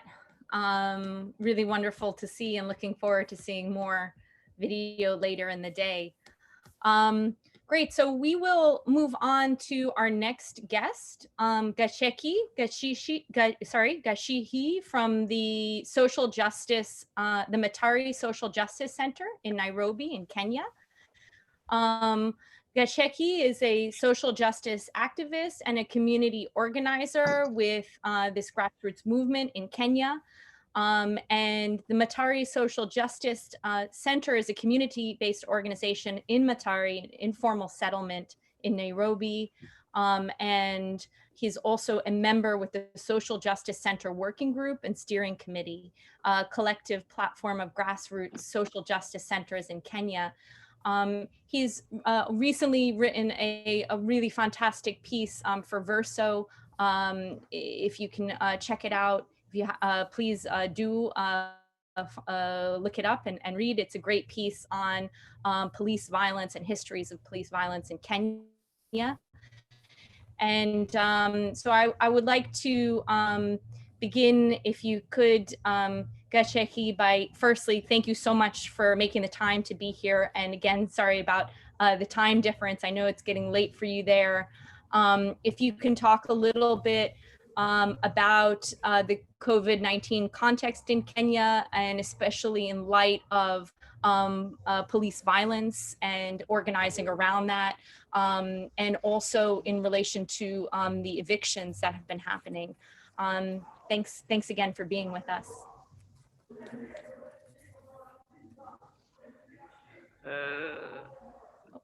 Thank you very much, Corinne, and Ami there. Can you hear me? Yes. Hello. Yes, you're perfect.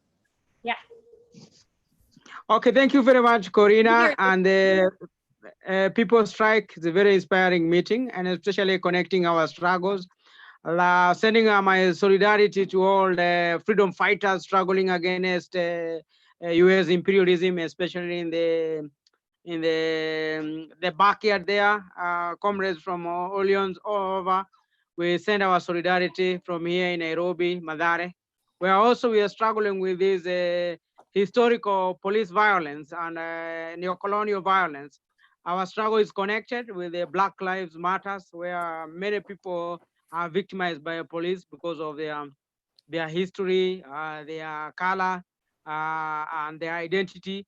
So we send our solidarity. And beginning, Kenya has a population of almost 47 million people. We have been having a crisis. As you know, we all share this imperialism expansion. Kenya has a historical connection with the British Empire, is a former British colony, and now is a great influence from US imperialism, issue of war on terrorism, imposition of World Bank and IMF policies that has affected this COVID-19 crisis. As you know, in the last 30 years, IMF and World Bank has imposed structural adjustment policies, which has really destroyed our healthcare institutions, has also messed up with our economy. Millions of young people, and as you know, Kenya, 70% of population is young people, are jobless. Before even COVID-19 came in, we had an economic crisis where millions of young people, university graduates, are still jobless. So we have a major crisis that came in with COVID-19, issues of healthcare, education, housing, transport, all these are always devastating. So before COVID-19 came in, we had an economic crisis. So when COVID-19 was reported, the first cases was reported in March, we had a challenge about testing. Now government and Ministry of Health started thinking of where they can borrow money from IMF and the World Bank to buy protective gear for the health workers, mask for population. They underestimated this COVID-19 crisis, so they thought it was something that was to last few months. So they were not prepared. So issue of social distancing, washing your hands, and wearing masks. This was issue that Kenyans were not prepared for. First of all, a huge population of Nairobi, they don't have access to clean water. People live in shack dwells. They don't have water. So issue of housing is a major crisis. So issue of social distancing also in this informal settlement is very difficult. So what happened is that government imposed a curfew. And when you impose a curfew, when you don't have basic needs, when you don't have housing, when you don't have access to water, it's like you are imposing a curfew to people in an open air prison. And this has a major crisis of that resulted in police brutality, extrajudicial killing, as our colleague has quoted from the Philippines. It is systematic. It is come from the history of our country. But during the COVID-19 crisis, the state, the neo-colonial state, turned this as a health, not as a healthcare crisis, but a police crisis. They criminalized the not wearing of a mask. They criminalized not washing hands. And people could not access to water. So in this context, due to the impact on neoliberal policies, millions of people are really suffering. They don't have livelihoods. The economy was down. People had no job. So majority people are starving. So they could not cope up with the COVID curfew that was imposed in the last 4 months. So then the people started breaking the curfew and going back to the places that they were trying to work. As our colleague from India talked about the informal sector. This informal sector, people are not paid. They don't have job security. They don't have permanent income. They don't have a pension. They don't have a healthcare insurance. So you can see the major crisis that has come on with the capitalism crisis. And we have not given up as a social justice center working group and Madara Social Justice Center. As I have shared there, we have been documenting these cases and referring them to the relevant agencies. Just doing the usual petition, as our colleague was talking up in India, trying to put a pressure to the members of parliament, pressure to the local police station and combating their brutality and extortion. So we've been organizing a protest and marches, and also we named our march this July 7 People's March, demand of livelihoods, livelihood like healthcare, education, clean water. So we have not been sleeping. We have also been connecting with the solidarity and struggles. And in the same month of July, we organized a protest where it was named We Can't Breathe in Madara Informal Settlement, where we are trying to connect with the killing of George Floyd, knowing that our struggle is connected. Although the black people, the black folk in America, they can connect their history from the slavery and all the black police violence for many years. Here in Kenya is the same, neo-colonial violence with poverty. So we connected that struggle and saying we can't breathe, and we amplified it by saying our struggles are connected. At the moment, we have almost 20,000 cases, confirmed cases, but that is what the government statistic is saying. But at the moment, people are just dropping and dying along the streets, and nobody is reporting about this. So we have a crisis where even the government has no capacity even to detect COVID-19 infection. At the moment, they are reporting 20,000 cases and 324 deaths. This is what government is reporting, but knowing that they have limitation, healthcare system cannot be spread across the country. So the crisis and healthcare crisis of COVID and infection has now affected the entire rural areas. The informal settlement in Nairobi, everyone is experiencing this with their relative friends. So we have a major crisis, and one is that where people are dropping dead in the streets, and this one is not recorded. So I can say that the struggles really hit ordinary people, but this is a wake-up call for struggling masses all over the world that we are alone, as a comrades from Philippines said. Unless we connect our struggle, we amplify our struggle, and start thinking that this model of capitalism, this capitalism crisis, if we don't change it, if we don't come up with an alternative, an ecological model of economy that can give everybody basic livelihood and dignity, we are going to end up what the philosopher had prophesied, that if capitalism cannot resolve its crisis, what happened is imperialism. That's manifestation of the United States, where we have Donald Trump. In Europe also, we are having a fascist regime emerging. Here in Africa, we have a major crisis of violence. Dictatorship is cropping back, criminalization of dissent. You can't protest, you can't meet. So the rules and laws of health, they have been overturned. And everybody now is, even if you want to challenge the government, they're using healthcare acts to criminalize you and stop your protest and stop your gathering. In the region, we have a major crisis. A country like Tanzania has stopped even testing and has completely stopped anybody reporting about anything saying COVID. They have resigned to God and saying that coronavirus is not there.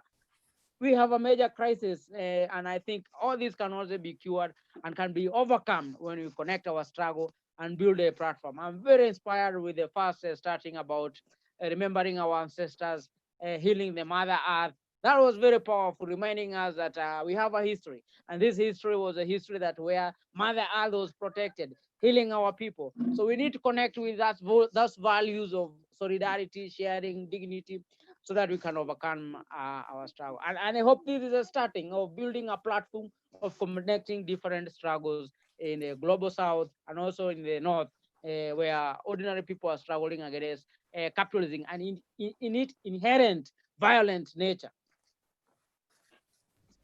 Thank you so much. Thank you so much for that, Gasheki, and for giving us that incredible analysis and overview of what's going on right now in Kenya, and also reminding us, as our other comrades have, about really the structural dimensions of the current crisis, that the crisis is sort of unmasking, or at least, reinforcing what many of us have already known and been organizing and working on for many years.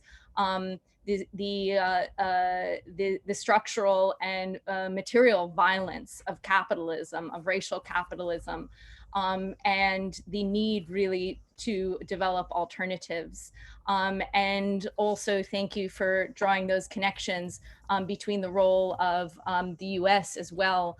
It's imperialism expressed in the context of the war on terror, but also backing for international financial institutions and their assault on public goods, public institutions, and health in particular, and how that has impacted Kenya, and for raising hope in the sense of the fight back, the organizing that is happening, the resistance that you are a part of. So thank you so much for sharing that. And I share your hope also that we can develop these connections and solidarity. So thank you, Gasheki. And we're going to move on now to our comrade from Cuba, who I believe, I hope is in the room, yes, with us now. And I'll just do a brief introduction into our next section, which is going to be on Cuba's response to COVID-19 and the question of sanctions.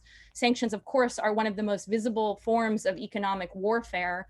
The use of sanctions to discipline and punish global South sovereignty and self-determination, to block development, or cause, in Walter Rodney's, in the sense that Walter Rodney gave the term, underdevelopment, and to facilitate, therefore, global South value drain. 1/3 of the globe is currently impacted by US sanctions, which have caused trillions in economic damage, mass suffering, countless deaths across the globe, including in countries like Zimbabwe, Venezuela, Syria, North Korea, Iran, and of course, one of the most longstanding and most well-known sanctions, and the embargo against Cuba, which has been imposed since Cuba's revolution. Also, at a time when the US practices medical imperialism, for example, using vaccines and intellectual property law as a strategic weapon, and imposing sanctions on countries at a time when support is needed the most, will also consider Cuba's medical internationalism and support for struggling health systems across the globe.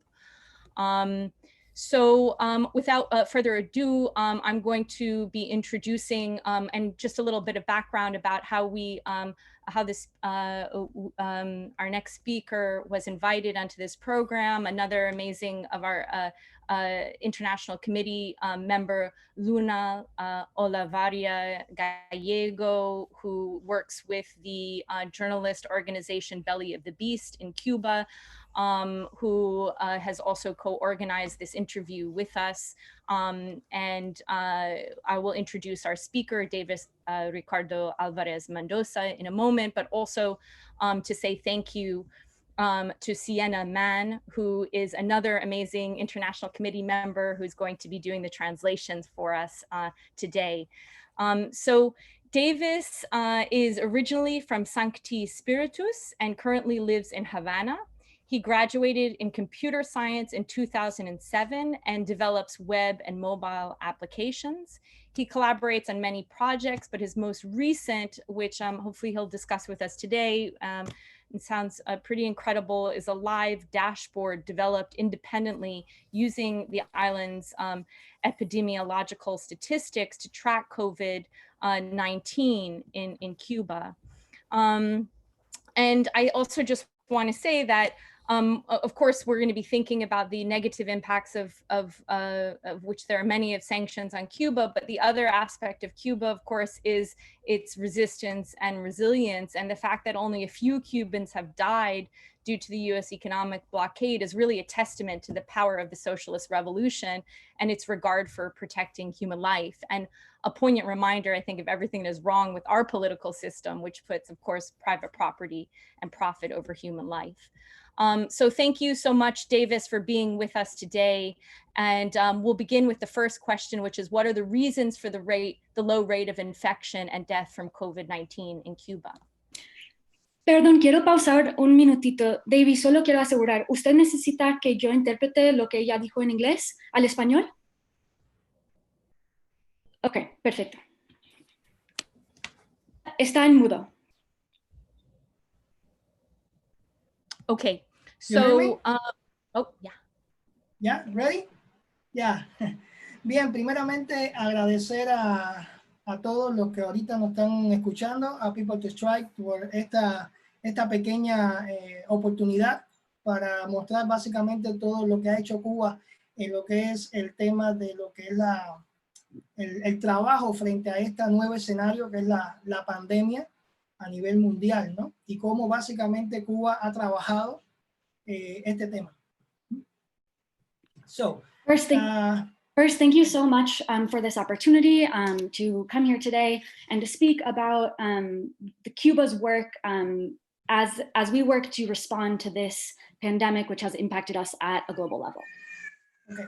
Primeramente, debo decirte que Cuba, desde que la OMS anunció un nuevo brote de lo que es la pandemia, Cuba elaboró un plan bien donde básicamente comprendía todas las áreas de lo que es la sociedad. Y en función de eso se fue dirigiendo en la medida de que ya se iba enfrentando a los primeros casos y este plan se fue actualizando o se ha ido actualizando en la medida en que se ha ido evolucionando todo el tema del tratamiento, todo el tema de lo que son las nuevas maneras en cómo enfrentar la pandemia, ¿no? First, I would like to say at the start of the pandemic, the OMSE elaborated a really strong plan that was confronted in all areas of society, confronting the first cases, and that has really evolved successfully as we've learned more about the treatment and the ways to respond to the virus. Ya, primeramente, una de las cosas, lo primero que hizo Cuba fue informar al pueblo debidamente de qué era lo que era el nuevo coronavirus y cuál era el posible impacto que podía tener ese coronavirus en Cuba, ¿no? Segundo, Cuba hizo básicamente todas las personas, desde que se detectaron los primeros 3 casos, todas las personas con las cuales esa persona estuvo en contacto se aislaron. Y a partir de ahí se comenzó a ejecutar el plan, ese que fue desde enero del 2000, se empezó ya a echar a andar ese plan y básicamente todas las personas a partir de un pesquisaje que se hace, que suponen que son sospechosas, se aíslan y para eso Cuba lo que hizo fue habilitar múltiples centros de aislamiento en la mayoría o en todos los territorios del país. So the first step was that they immediately informed people what was the virus and what could be the possible impact. The second step is that Cuba took the first people that had detected cases, so 3 cases, and all the people that they had contact with, and they immediately put them into isolation. That was back in January. And then since then, all people that they suspect may have been in contact or have had the virus, they are putting them in isolation centers, and they developed multiple isolation centers across the country. Claro. Entonces, una vez que estas personas que estaban ahí, teniendo o no la COVID, a partir de que se aislaban, se le hacían todo lo que eran los exámenes PCR para determinar si eran o no casos ya confirmados de la COVID. En el caso de no serlo, pues se retornaban a sus lugares. En el caso de que esas personas ya fueran confirmadas con la COVID, entonces ya se hospitalizaban y básicamente se comenzaba ya un tratamiento en dependencia de las posibles patologías o complicaciones que pudiera tener con enfermedades de base de estos pacientes. cabe entender de que los pacientes ya una vez de que eran ingresados o más bien que eran aislados, se le comenzaba ya a hacer un proceso ya de tratamiento con antirretrovirales y todo, ¿no? Fue una de las cosas que se hizo en lo que eran en los centros de aislamiento. So at the centers of isolation, they would determine whether a person was a confirmed case by doing various tests.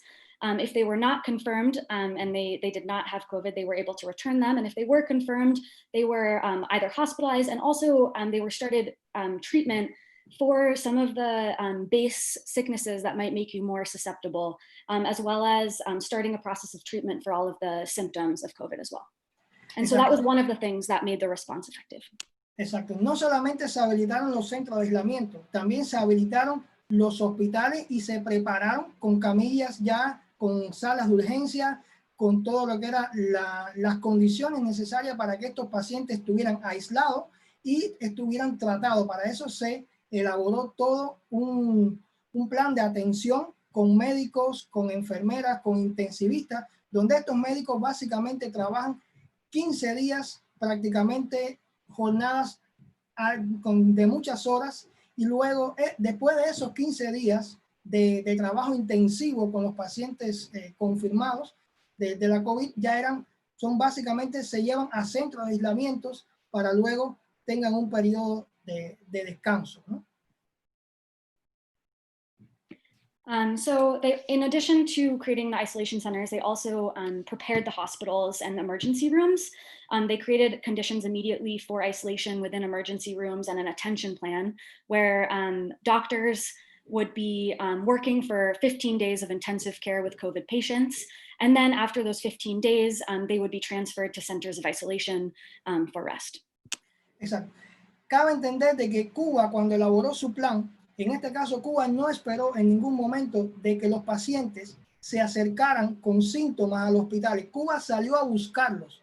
Cuba salió a buscarlos en cada uno de los territorios, en cada uno de los barrios, a través de lo que denominamos pesquisajes activos. Para eso también se articularon todo lo que eran los canales de telecomunicación y también se articularon aplicaciones informáticas para que las personas desde casa pudieran hacer un autopesquisaje y en función de las posibles sospechas del coronavirus, rápidamente iba el actuar de lo que era la salud, y esos pacientes se aislaban. Y no solamente esos pacientes, sino todos los posibles contactos durante 14 días hacia atrás.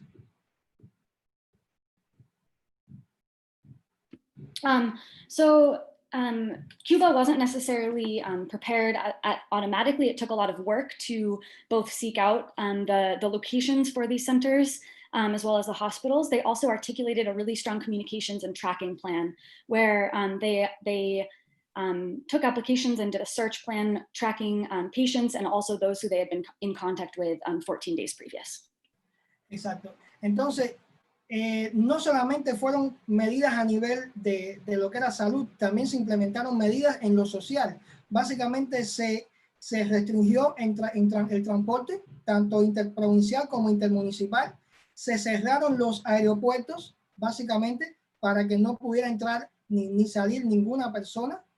Y básicamente se hizo todo un proceso de información y todo un proceso de seguimiento y control sobre todos los casos donde básicamente pudo haber algún caso sospechoso.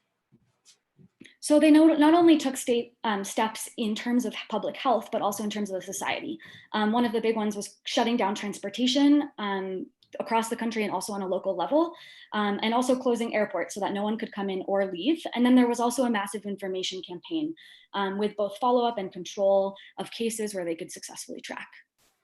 Y es muy importante el tema de que Cuba, desde que comenzó la pandemia, con los 3 primeros casos, hasta el día de hoy, ha informado de manera transparente día tras día la situación actual de los nuevos casos, de las altas, del seguimiento de los casos con gravedad a través de una conferencia de prensa que se transmite diariamente a las 9 de la mañana.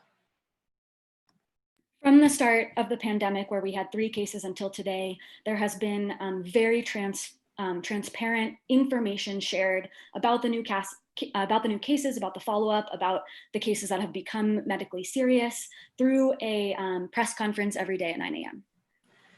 Entonces, ¿cuál ha sido básicamente el resultado? Bueno, Cuba prácticamente tiene controlada la pandemia. La totalidad del territorio de Cuba está ahorita en lo que es la fase número 3, donde ya prácticamente llevan muchos días que ya no detectan casos de coronavirus.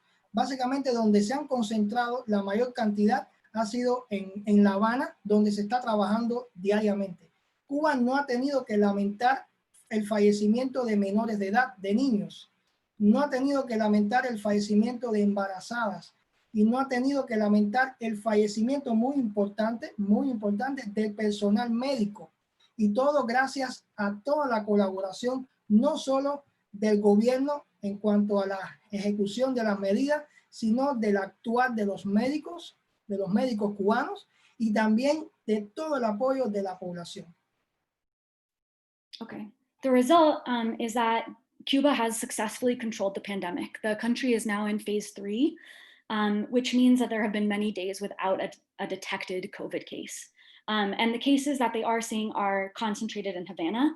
They haven't seen the rise in cases in kids, with pregnant women, and most importantly with medical workers. And this has all been possible because of the government collaboration and execution of a successful plan. And of course, the amazing medical workers, as well as the general social support. Y todo esto es muy importante porque todo esto lo ha hecho Cuba en medio de una feroz intensificación de lo que es el bloqueo que ha golpeado a Cuba desde el 60 y se ha recrudecido aún más en esta etapa. Todo este logro Cuba lo ha hecho en medio de esta lucha, de esta resistencia contra el bloqueo. Y yo creo que esto nos permite un poco introducir la segunda pregunta, ¿no? Importantly, Cuba was able to do this in the middle of a fierce intensification of the blockade, which started back in the 60s, and it has intensified even more during this time. And so we see Cuba taking these steps during this struggle and resistance to a fierce blockade. And so that's a good lead into the second question. Okay. You're on mute, Karina. Thank you. Thanks so much. So great. Our second question is, what is the impact of sanctions on public health, and how do sanctions affect the ability to deal with health problems more generally? Sí, mira, básicamente Cuba, las sanciones, o sea, el bloqueo, todo lo que es el impacto ha sido prácticamente desde que comenzó el bloqueo hacia Cuba en la década del 60, específicamente en el año 1962, cuando se implantó el bloqueo a Cuba. So basically the sanctions in Cuba, the blockade, the impact started back in the 60s, and specifically in 1962 when the blockades were introduced. Entonces, fundamentalmente en lo que es el área de la salud, las principales afectaciones han sido en la imposibilidad de adquirir lo que son medicamentos en mercados cercanos. No solamente medicamentos, sino piezas, reactivos, materias primas para la producción de medicamentos, repuestos de equipos de diagnósticos y tratamientos. En fin, básicamente todo esto ha tenido un impacto directamente en la salud, y más ahora con todo el recrudecimiento que ha tenido el bloqueo a partir de que el presidente Donald Trump pues ha implantado prácticamente desde que comenzó, y semana tras semana, sanciones contra Cuba. Fundamentally, in the health arena, this has made it impossible to get medicine, especially from close markets. It's made the production, the acquisition of raw materials for making medicine impossible, and also as well as treatment and testing kits. So the impact on health has been extreme and has intensified the blockade since Donald Trump started adding more sanctions and more sanctions every week since the pandemic started. no solamente ha sido ahí, sino también ha recortado el envío de remesas a Cuba, una fuente de ingreso de divisas al país, ha tenido una feroz persecución financiera y el boicot de la posibilidad de que Cuba tiene el acceso a ciertos créditos que le permiten un poco mejorar el ingreso de divisas y el ingreso de productos para la economía. El impedimento de llegada de combustible a Cuba, lo que ha provocado básicamente en Cuba déficits en algunos meses de combustible y gasolina para impulsar la economía. In addition, the other big impacts has been the cuts of sending of money back to family members in Cuba, as well as big impacts to the access to financial credits. So both the international trade of products, as well, it has really impedimented the access of food. So there have been deficits of food and gas, which has greatly impacted the economy. Un ejemplo muy reciente fue comenzando la pandemia, el gigante asiático, el mercado, el gigante asiático electrónico de ventas electrónicas, en este caso el Alibaba, uno de los principales tiendas virtuales que se dedican a la venta, quiso hacer una donación de insumos hacia Cuba, y esa donación no pudo ser llegada al país precisamente producto a que la compañía que podía hacer el transporte a Cuba se negó debido a que podía haber sido objeto de sanciones producto a la violación del bloqueo, ¿no? De las leyes del bloqueo. One example is that and one of the Asian giants in the electronic company, which is one of the principal kind of virtual stores, wanted to make a donation to Cuba, and they were actually couldn't make the donation. That the company actually ended up pulling out because they could be an object of sanctions against the laws, sanction laws.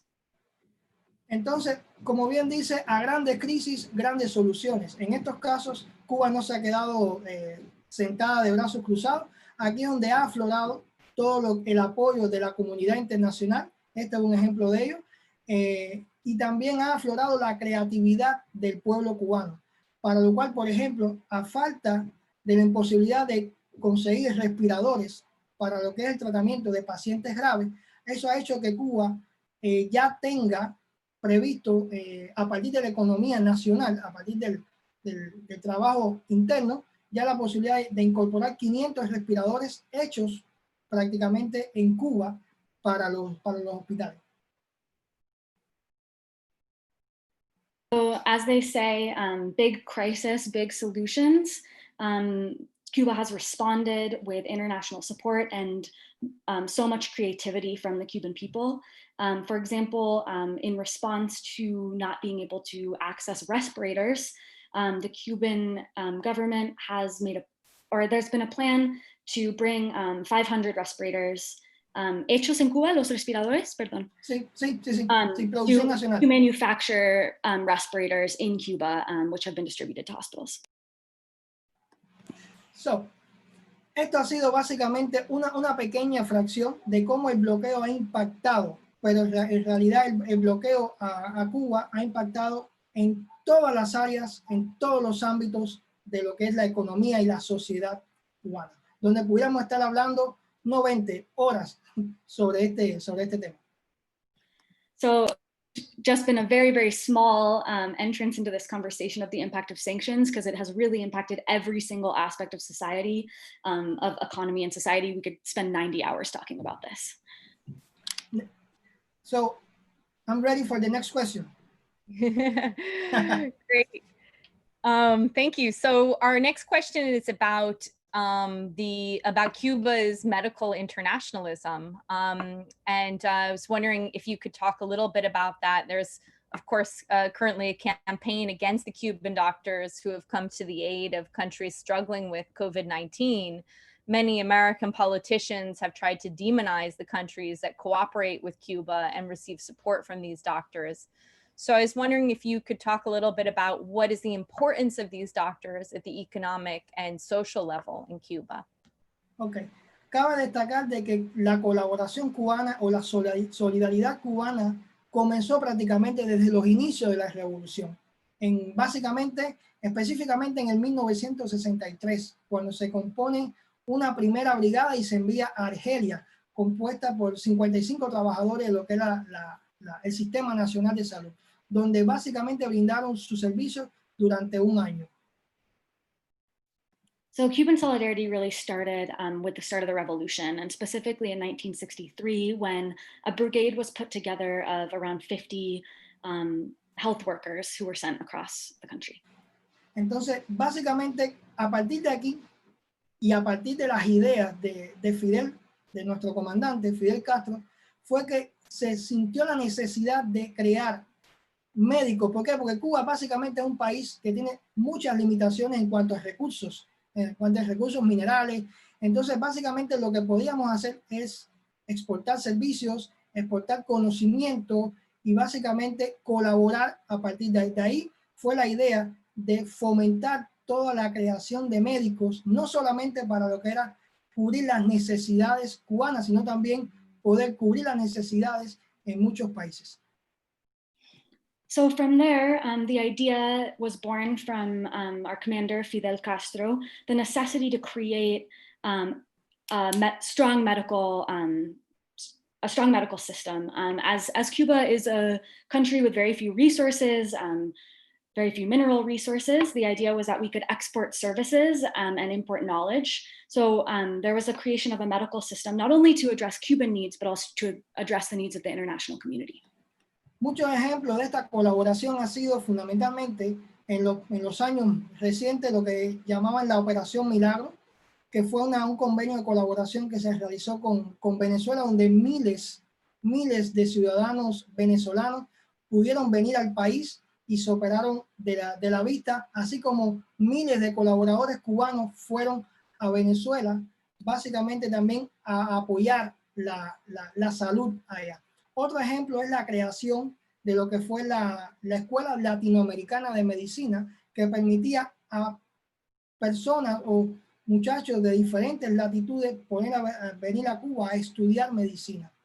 Y otro ejemplo ha sido la Brigada Henry Reef, que se surgió en apoyo al huracán Katrina cuando afectó los territorios de Luisiana, Mississippi y estos estados de Estados Unidos.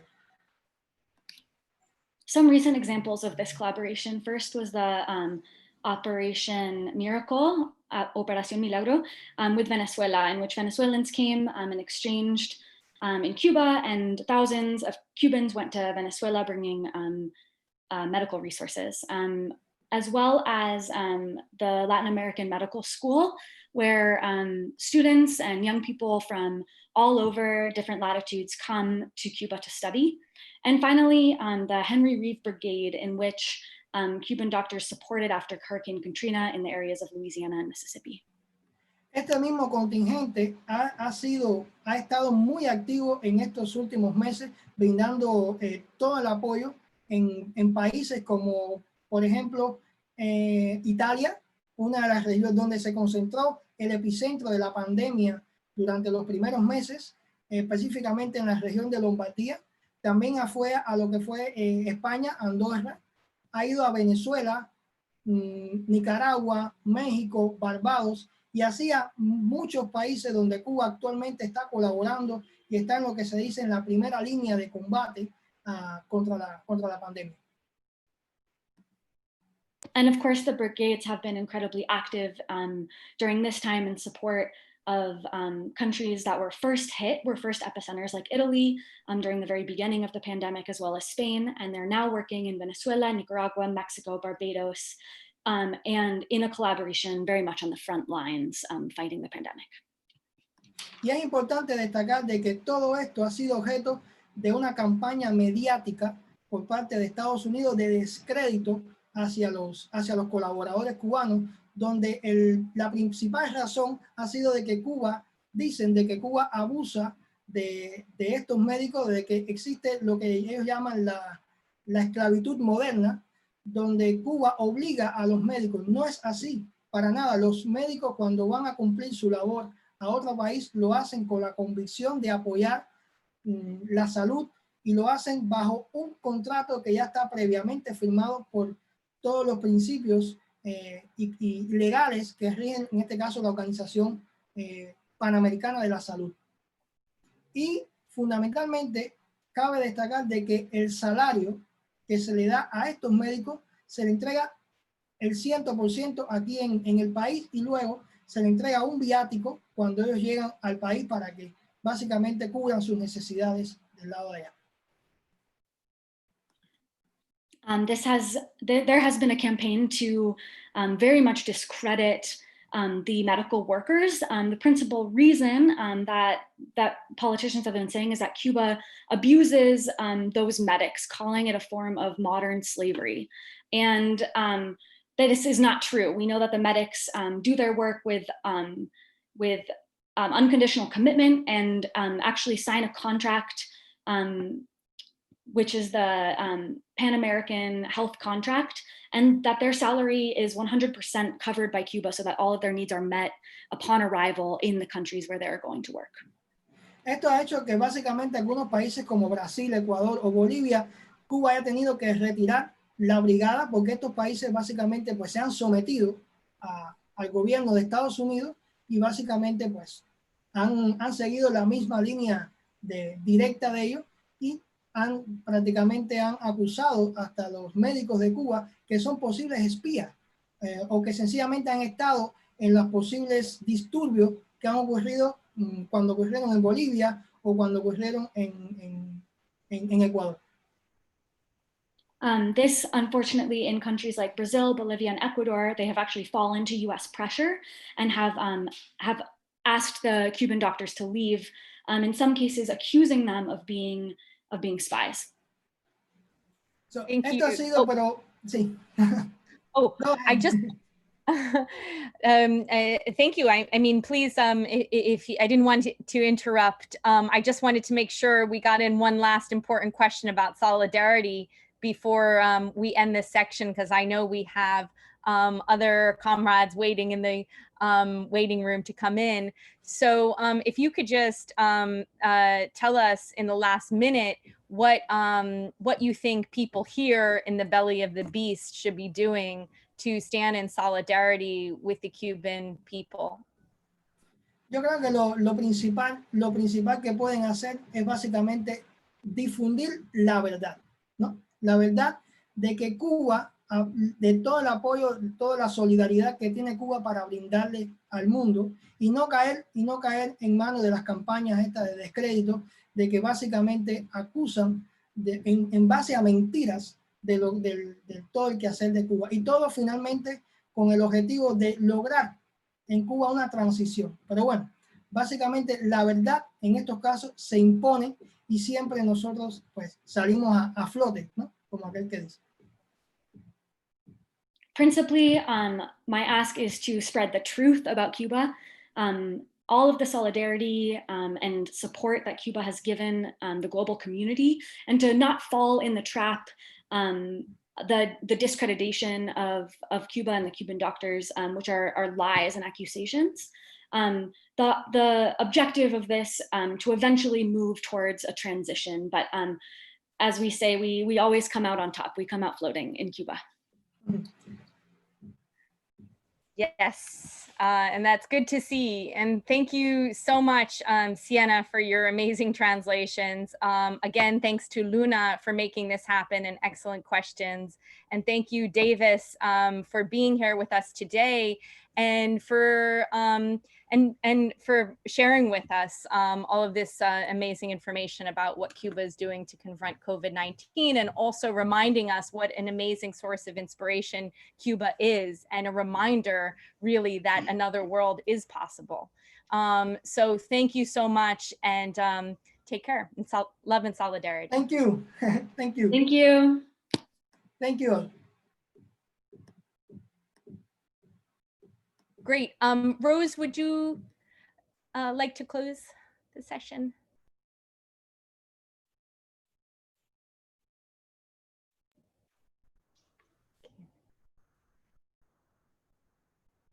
Or I can do that. I think Rose is coming on. Okay. We'll give her another moment. Good deal. That was amazing. Even though here at People Strike Broadcast, we're running a little bit behind. Folks who are looking at the program and saying, ooh, education is supposed to be discussed. We do thank the International Committee, Rose, Karina, Sienna, and all of our international guests for an amazing, amazing segment. And also thank you for letting us break in the middle there to have that short clip live from San Francisco from the strike against Amazon. Rose is on the screen, but doesn't seem to be unmuting. So Lucci, why don't you take it away and introduce yourself, because Lucci hasn't been really on screen yet, and that he's one of our behind the scenes workers. So bye-bye, Rose and Karina. Lucci, take it away. Hello. I am Carlucci. I'm one of the producers here on the People Strike broadcast. And we really do want to thank Rose and Karina again for a very well presented international segment. And coming up next will be a People Strike production on the issue of educating for liberation. And I'm going to turn it over to Wendy Marshall, Matt Meyer, and Holden Session and play a video for you. Hold on just a moment. Take it away, folks.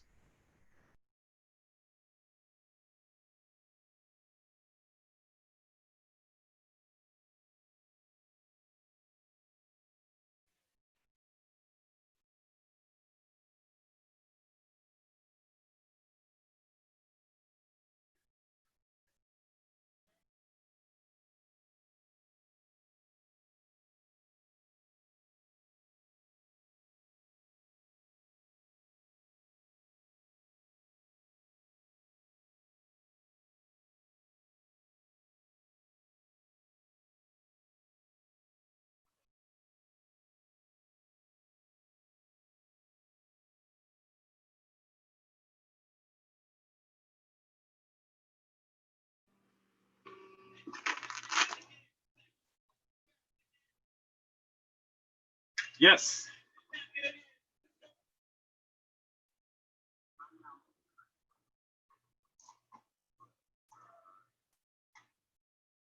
Okay. Unmute. Any better?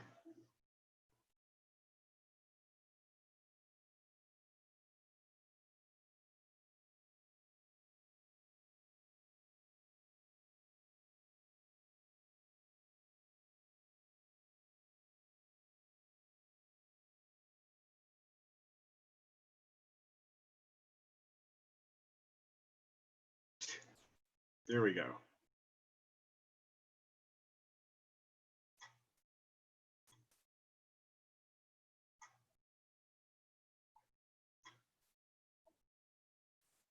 Let's just do this over.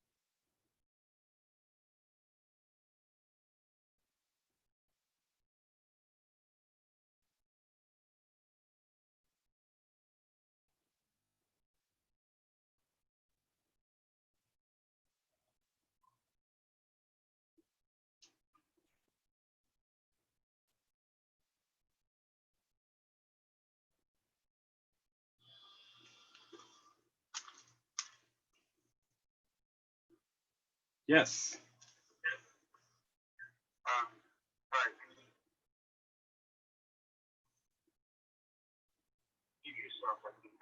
I don't think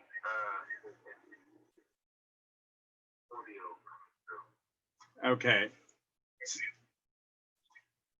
why don't we take both you to the share screen and I'll do my share screen. All right.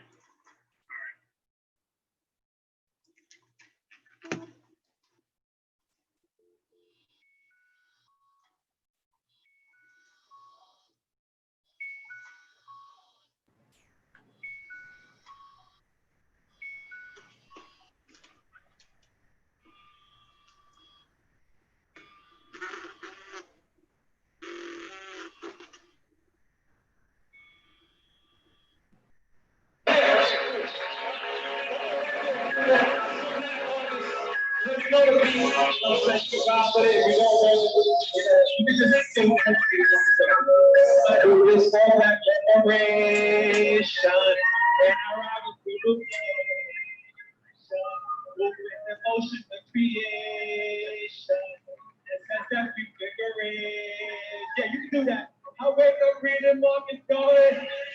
Yep, I wake up reading Marcus Garvey. Garvey. I wake up reading Marcus Garvey. Garvey. I wake up reading Marcus Garvey. Garvey. I wake up. Hey, black at it again. Black August and I'm fasting again. Roll up the government, tell them we here. Resource action, packing it in. They was slacking again. I heard it again. We ain't asking to win. Revolution every time we begin. Reinvent self and reinvent them. Cease profession they honest. Why we can afford college. My war crime be the loudest. Prevent the statements of knowledge. Freedom books of fortune. Get off this. Abortion. The pigs instead of your corners. So next time we be motion. Shoot, that fighter like COVID. Freedom of death, you know me. Only the rich get a piece of the plate. And it can still give a fuck about state. That's more people not taking your plate. That's more people not taking your plate. Hey. We do this for black liberation. And we ride with Zulu Nation. Movement emotions of formation. that's prefiguration. So wake up, reading Marcus Garvey, Garvey, Garvey, wake up, reading Marcus Garvey, Garvey, Garvey, wake up, reading Marcus Garvey, Garvey, Garvey, wake up, reading Marcus Garvey, Garvey, Garvey, wake up, reading Marcus Garvey, astonishing clothes, keep their hands up, astonishing clothes, keep their hands up. Yo, what's the code? We gon' treat them all. Yup, yup, what's the code? We gon' treat them all. Maroon, we gon' treat them all. Maria, we gon' treat them all. Matula, we gon' treat them all. Stay tuned. We gon' treat them all. FBI, them on KKK. NYPD, KKK. CIA, them on KKK.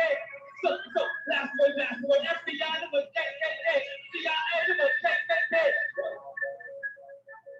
I do this for black liberation. And I ride with Zulu Nation. Movement in motion, the formation. SSS prefiguration. Go get yourself some Marcus Garvey. Garvey, Garvey, get yourself some Marcus Garvey. Garvey, Garvey, get yourself some Marcus Garvey. Garvey, Garvey, get yourself some Marcus Garvey. Garvey, everybody.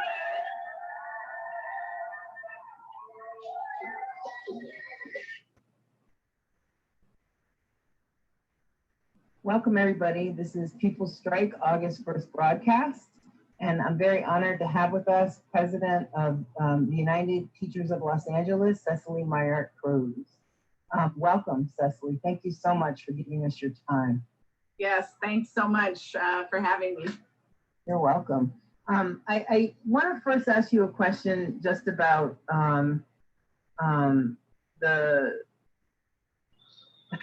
how do we deal with the fact that women of color, working class women are at risk in the ill-conceived plans to reopen schools? What are y'all dealing with? How are y'all dealing with that in Los Angeles? And what are your thoughts about around the country? Yes, thank you for that question. I think the biggest issue is, you know, COVID-19 lays bare all of the inequities that BIPOC folk are being saddled to deal with. And so the issue here in Los Angeles is making the decision to say we're not coming back into the buildings, and not because our educators don't want to, it's because we're looking at health and safety.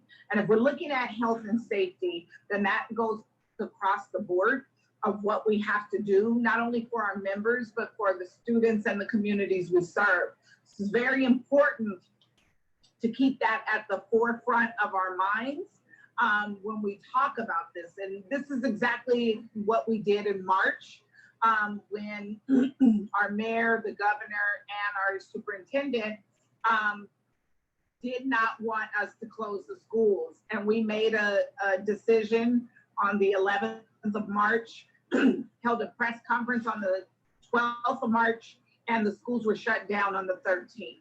So in that same fashion, we were looking at what, getting the information from our bargaining team, going to our executive board, and then just letting the public and letting our members know. We wanted to actually hear like a pulse of where they were. And 83% of our membership said they didn't want to reopen physically. And so now it begins to really talk about this crisis distance learning and what it can look like, and how we need to have a robust program in place for our most vulnerable students. Mm-hmm. Do parents support that? Some. Mm-hmm.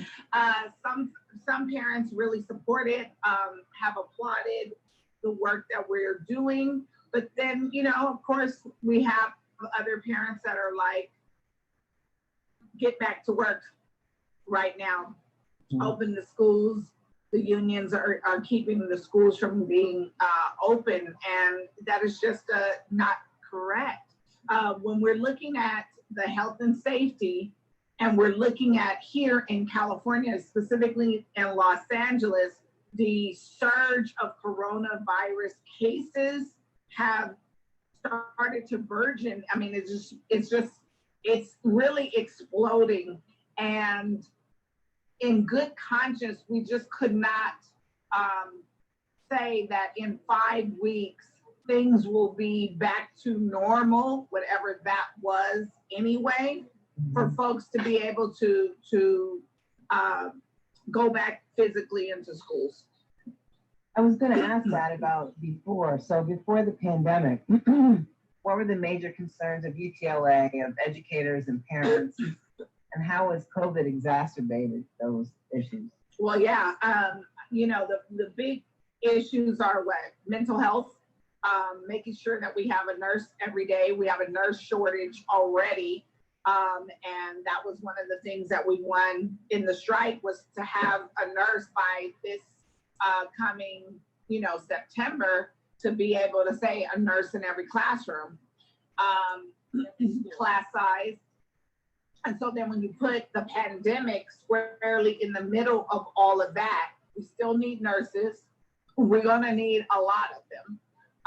We're going to need mental health professionals, that's psychiatric social workers, counselors, psychologists, pupil service attendants. We're going to need grief counselors. That's also something very real. And then we need lower class sizes. There's no way, some of our inner city schools have classes that are like at 50, 55, and you're talking about, 6 feet social distancing. I don't see how that happens in a middle school class. I don't see how it happens on a high school campus. I don't see how it happens in a kindergarten classroom, to be honest. Yeah, and I know in Philly, issues about ventilation are an issue. Is that true in LA? Absolutely, because, that's one of the biggest things, like in the Valley, where we have, it's like super hot, we, you know, sometimes kids are not able to go outside because it's so hot. The asphalt is so, you know, hot out there, scalding. So folks have to stay in. When you have HVAC or air conditioning that's not even working, let alone in the summer, it's usually blowing heat. In the winter, it's usually blowing air. That's what happens here. Then you have this issue. And so, like, what do you do? Like, there's only so many outside spaces and places that you could be. It's just not safe. It's Yeah. just not safe. Let me shift gears a little bit and ask what you see as the potential and the challenges for radical labor unions using white nationalism and fascism. Very good. So I would say we have to get into this racial equity work. Absolutely. We only have two choices. Either you're going to be racist or you're going to be anti-racist. And if you're going to be an anti-racist educator, then we've got to be able to break down systems, institutions, policies, dismantle white supremacy culture. And we've got to be doing that not only in union buildings, not only in community orgs, we've got to do it in actual school buildings as well. And so when we're not prioritizing, you know, curriculum like ethnic studies programs that actually lift up and affirm the experiences of our students, then there's something to say about that, right? We have, you know, it's just the way that it is. We have a dominant culture. It's been that way for a long time, you know, decades and decades. But then you're like, how can we use this crisis to begin to see something different? And I like to say we're at the crossroads of horror and hope.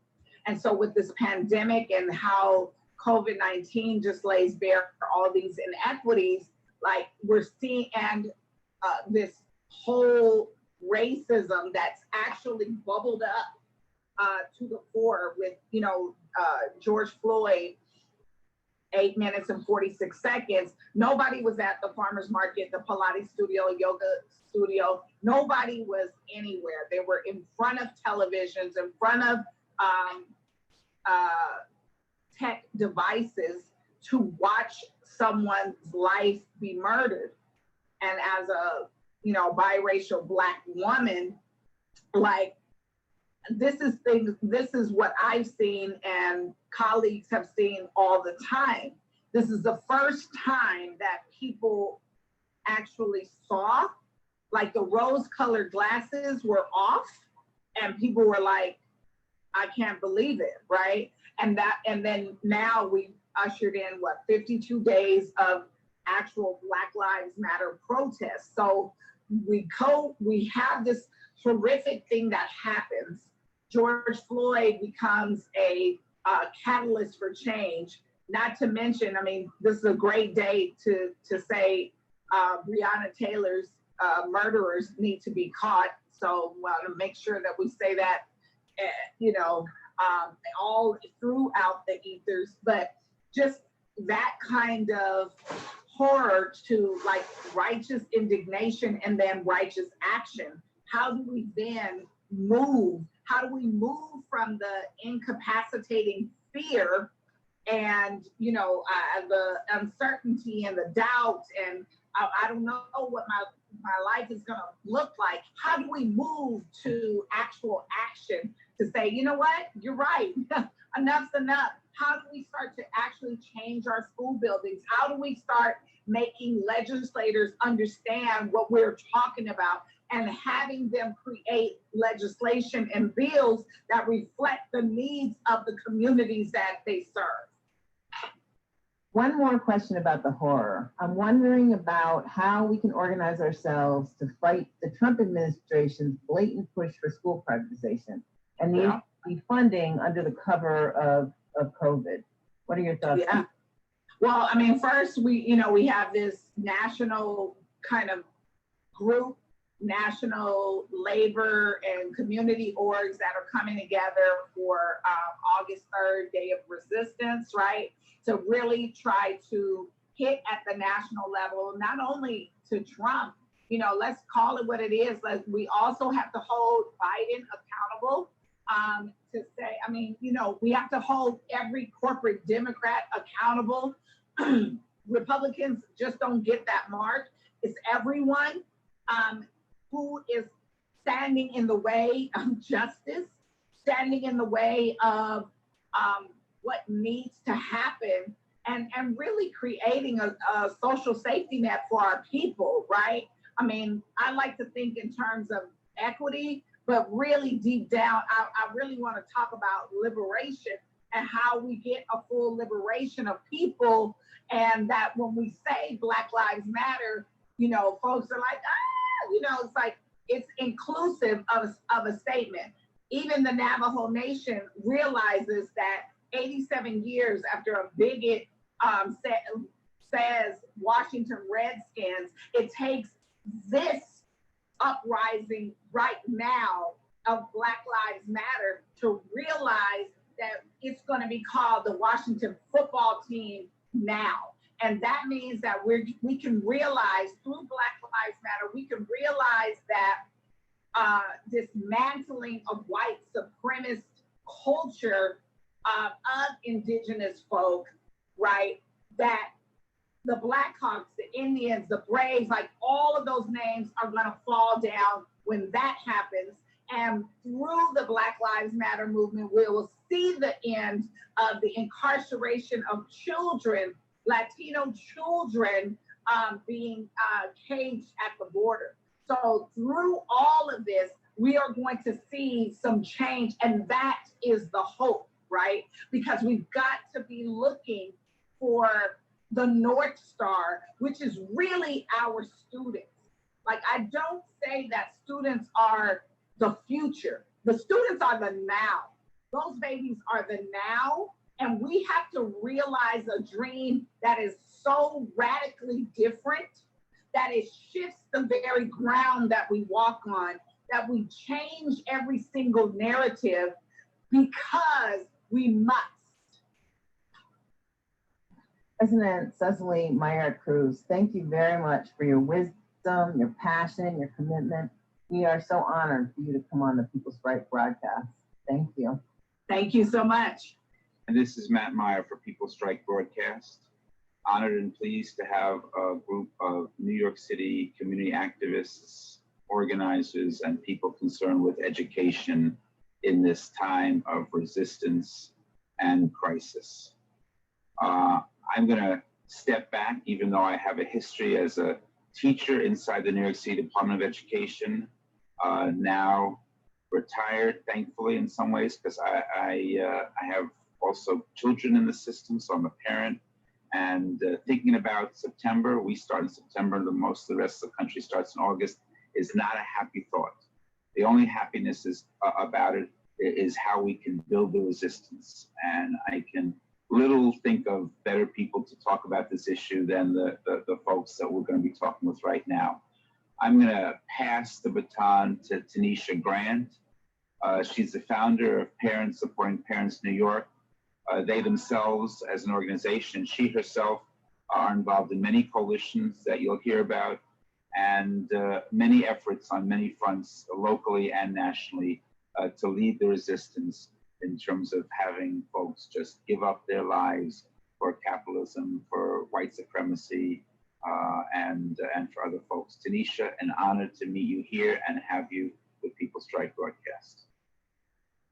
Thank you, Matt. It's an honor to be here with my warrior sisters that have this conversation with you.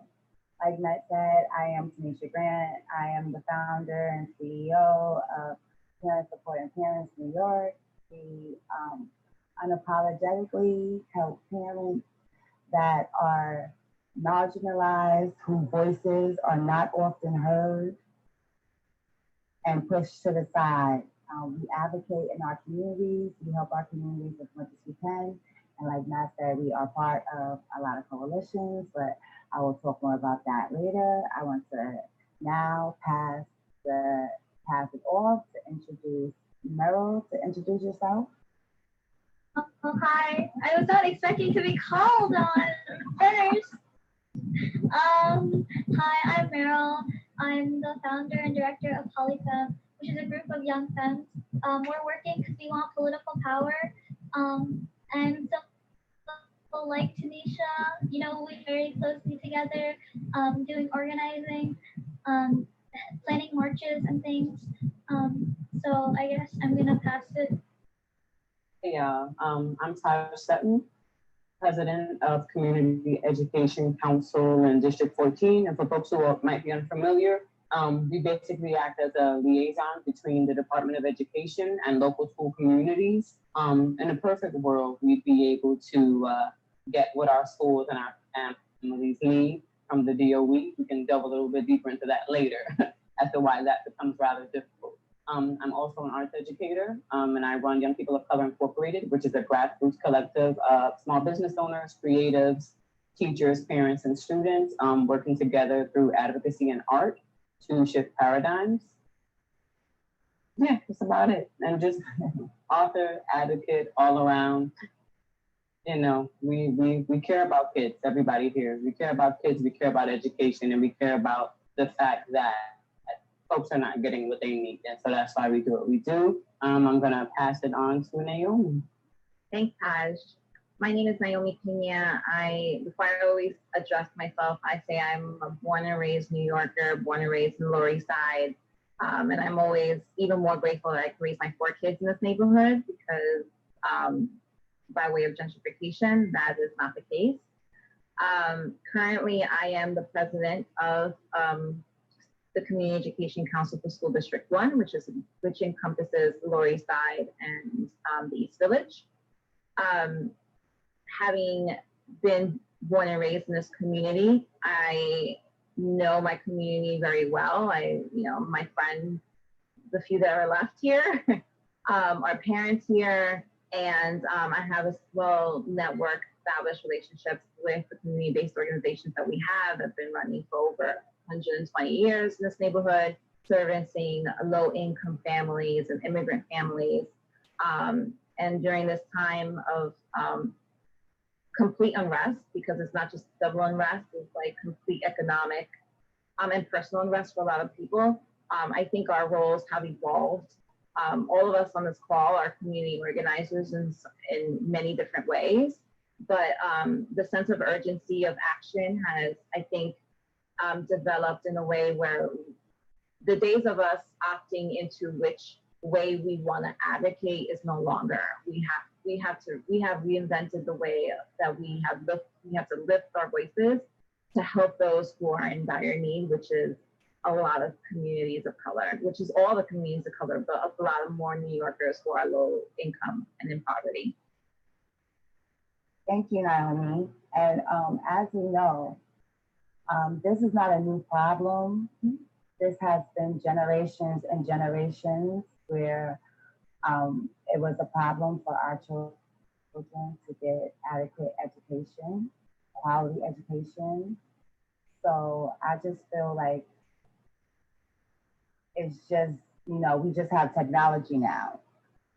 And they're still telling us that we're not good enough to get what other people have, or that our children are not good enough to have clean water in their schools or soap in their schools. And now they're telling us that we have to make do with like $2 billion less. How do you guys feel about that? I think this is nothing that's new. Like you said, we consistently have gotten the short end of the stick in this country, to be honest. Anytime there's economic unrest, the first place they start cutting is education. And my argument has always been, we want to cut places, but yet, as we have all been saying, from the police, we never cut military, we never cut law enforcement. As a matter of fact, we keep their budgets intact or we give them more. Why? There's a direct correlation between economic unrest and policing the very same people that experience the economic unrest. So there is no mistake that the reason the NYPD got lost the little that they lost, let's be honest, they didn't lose the money, they just shifted monies around. But then they cut summer youth. They cut every single programming that the youth needs. They cut basic things that the youth needs to enjoy themselves, beaches, pools, access to other organizations. And what happens? It's a vicious cycle. Our youth are now in the street, convening with their friends. Sometimes things happen, whether it be bad or good, and who's there to police them? The NYPD, who gets a bank off of the OT, the overtime that they're allowed to use. And then it's a vicious cycle. Then we're dealing with more incarceration rates, which then leads to more disenfranchisement of our communities, which means they cannot vote.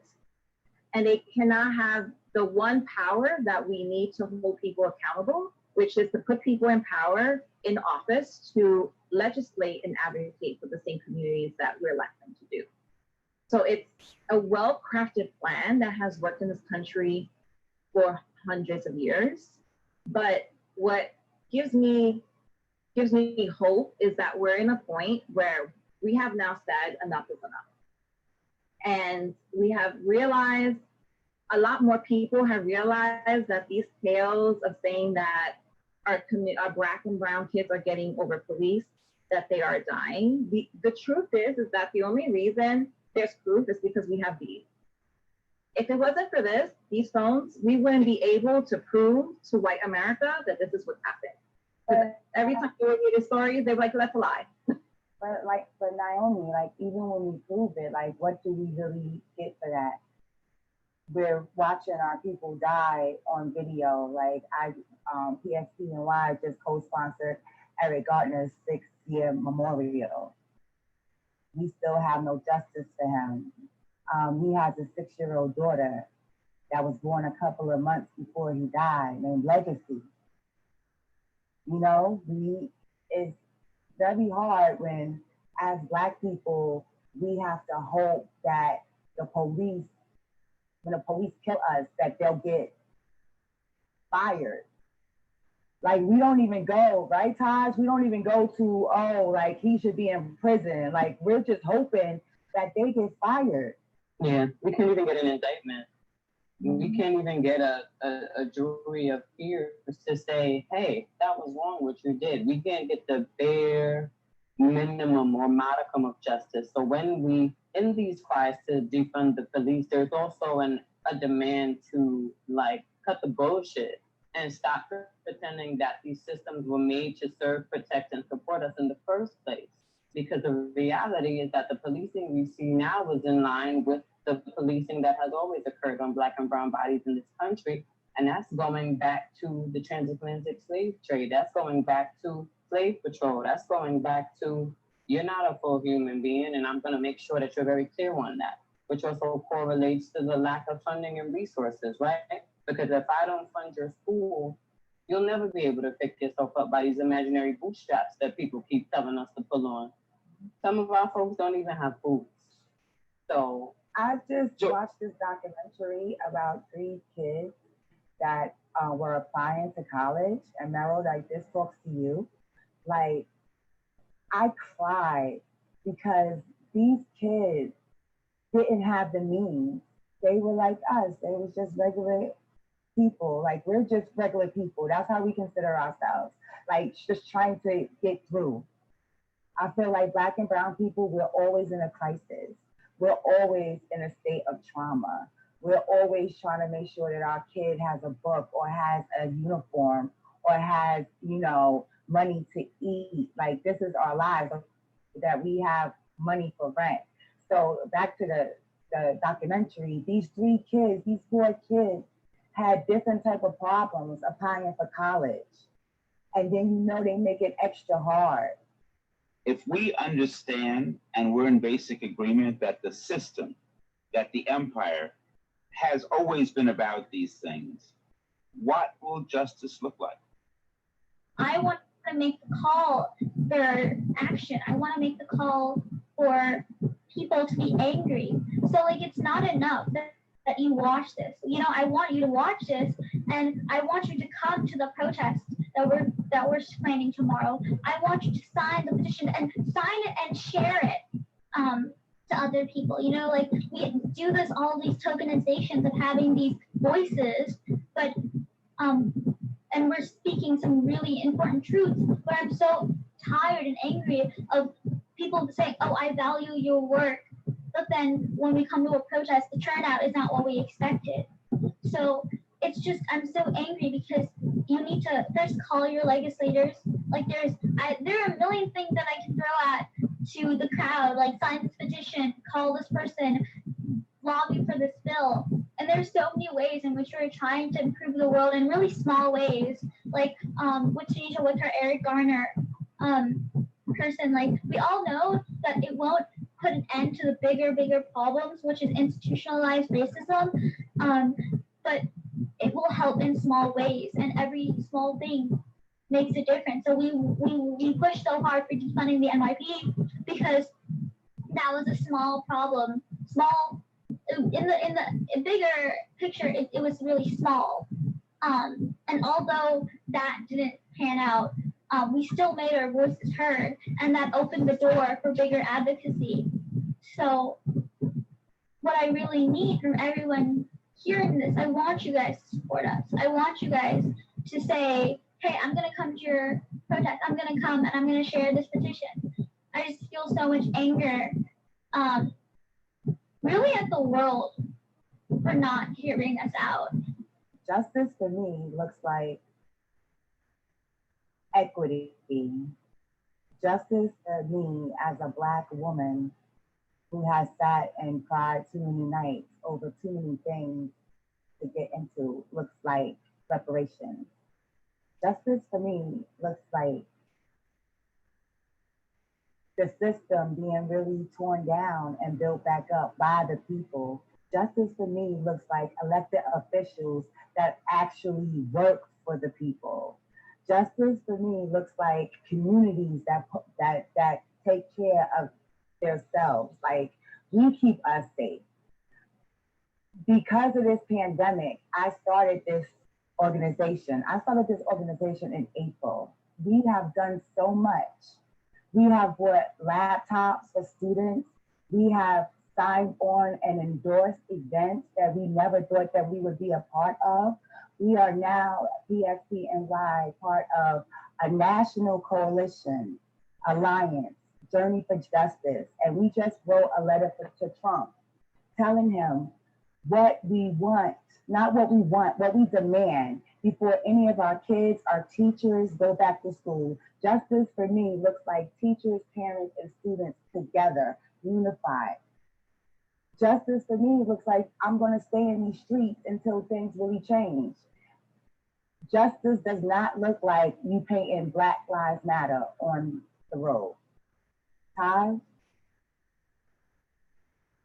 The interesting thing about justice for me is that we've always had to create it within our microcosms because it has never been an option for us. So what Meryl is saying about being tokenized as a young person, it really hits home. But Tanisha is saying about literally creating her own space because there was no space that she could go and be affirmed and valued and be heard, right?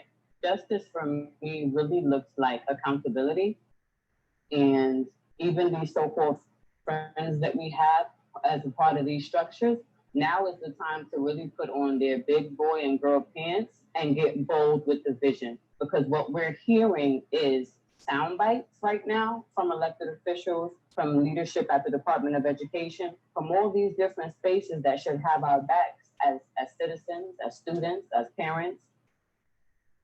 And they're saying what they think we want to hear, but we know after that budget vote that they don't mean that shit. Because if y'all were standing with the people, you would have defunded the police. If y'all were standing with the people, you wouldn't have allowed the mayor to cut healthcare and education during a global pandemic. And you wouldn't be rushing us into these death traps that you know you've been underfunding for decades. It shouldn't have taken a global pandemic for y'all to realize that all of these sinks are broken. All of these toilets in the schools are broken. We don't have soap. Our babies don't have paper towels. And now your expectation of parents and students and teachers is that we're just supposed to trust that all of a sudden, after a $461 million budget cut to public schools, that you just magically have all the resources you need to execute a safe reopening. We don't fucking buy it. I'm not sending my kids to school, and I have encouraged all my friends not to send their children and to do remote learning. And then the interesting thing about that is that even in this conversation, as we experience this racial justice awakening and reckoning, there's new forms of inequality now, right? There are privileged parents talking about forming their own pod. We're gonna get together. We can throw a couple of $1,000 together real quick, and we're just gonna pay a teacher to teach our kids. But y'all care so much. Y'all care so much, and you wanna be a part of solutions, right? That involves investment and really doing your own work. Because the other really difficult part of this work for us as women of color and as students and youth of color, really what Meryl said about, oh my God, your voice is so, wow, that was so moving, that's so important. But then you don't come to the function. You don't support the workshop. You don't show up to the training that's advertised. You won't provide monetary support, right? Because at the end of the day, in a capitalist structure, what we need from you most is your tangible support. Because Tanisha can't buy those laptops for those kids in Eric Garner's memory without money, right? Naomi can't have CEC1 host workshops on how the ACS is targeting Black women during a pandemic over remote learning without funding, right? Meryl can't do her work and shouldn't have to pay to run all over the city to do the job that our elected officials get paid to do, right? And if she's choosing to do that work, then the support that she needs looks very much like local public support and also funding these grassroots operations, fundraising for your CEC, showing up in communal spaces and giving vocal support to the people that you know are the dissenting voices and are under attack. Because that's the reality. The people saying defund the NYPD, they're under attack. And the message being sent by some of these elected leaders, Lori Cumbo, let me call you out. Hey, girl. Yeah. She's talking about how there are no Black people in this movement. And if we want to be involved, we need to join our school board. Honey, I'm on 2 separate PTAs. I run my own organization, and I'm the program manager for a nationally recognized youth organization. So there's also a disconnect that is so obvious. And so they don't see our hard work. They don't know how hard we work for free. They for don't nothing. for free. For Know free. what I mean? What justice look like for you? For me, justice looks like not having to stay up late at night worrying if my grandson is gonna come home alive. Not having to worry and advocate for the countless amount of children that we have across the city, not just in my school district, who are living in countless crises. Not worrying about if our students with disabilities are getting the services that they need. I think sort of the atrocity of this whole thing, and I said this from the very beginning, this pandemic was not just gonna show the inequities that exist in the city, it was gonna put a huge Batman spotlight on it. And I think what been the frustrating part about this is that, yes, we do have, at least in my district, we do have some great legislators who have stepped up and are busting their butts, opening up their district office, giving out food, giving out PPE, connecting families with the services that they need. But yet across the city, we do have some elected officials who are so terrified of the uprising, that is the Black and brown families actually, and this is, as we all know, this comes in cycles, right? Because this is not the first time Black and brown communities of color rise up. I mean, from the 60s, we had the Black Panthers, we had the Young Lords. They were building a coalition of, a People's Rainbow, a coalition. Rainbow Coalition. The Rainbow Coalition, to connect people who are disenfranchised, regardless of your skin color, to come together. But that is exactly what people in power do not want. And unfortunately, often those people are not just white people. there are our own people that look like us, because they do not want to lose the little bit of power that they perceive that belongs to them. You know, there are some elected officials that have gone on rants about, you know, that gentrifying communities are taking the message and weaponizing it. Listen, at the end of the day, we have to be strategic about this, right? This is our movement. This is what we need. To run with us, listen, I'll give you the baton and you run with us. But with a caveat, you need to let people of color lead. I'm okay with having different organizations like DSA join the resistance in the fight for social change, where I think it's important that we do differentiate the roles, is letting the fight have in front the face of and the voices of people of color, because I think that's what's key here. We can't let any other groups or entities take over the message and co-opt it and become their own, because as we know, then it becomes political platforms for people who want to run for office.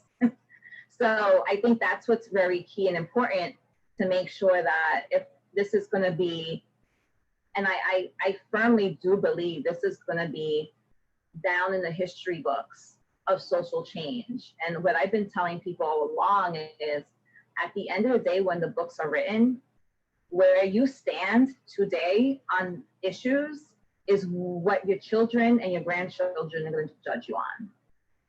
I agree. And I don't even think that we should, I think that we have a way of saying things that we've been trained to say things, and we have to really retrain ourselves to think a different way, because I feel like we shouldn't ask them to let us do anything. I didn't ask anybody to let me start PSPNY. I said, this is what I'm gonna do. You understand what I'm saying? Like, we have to start taking that mentality. Like, this is my space.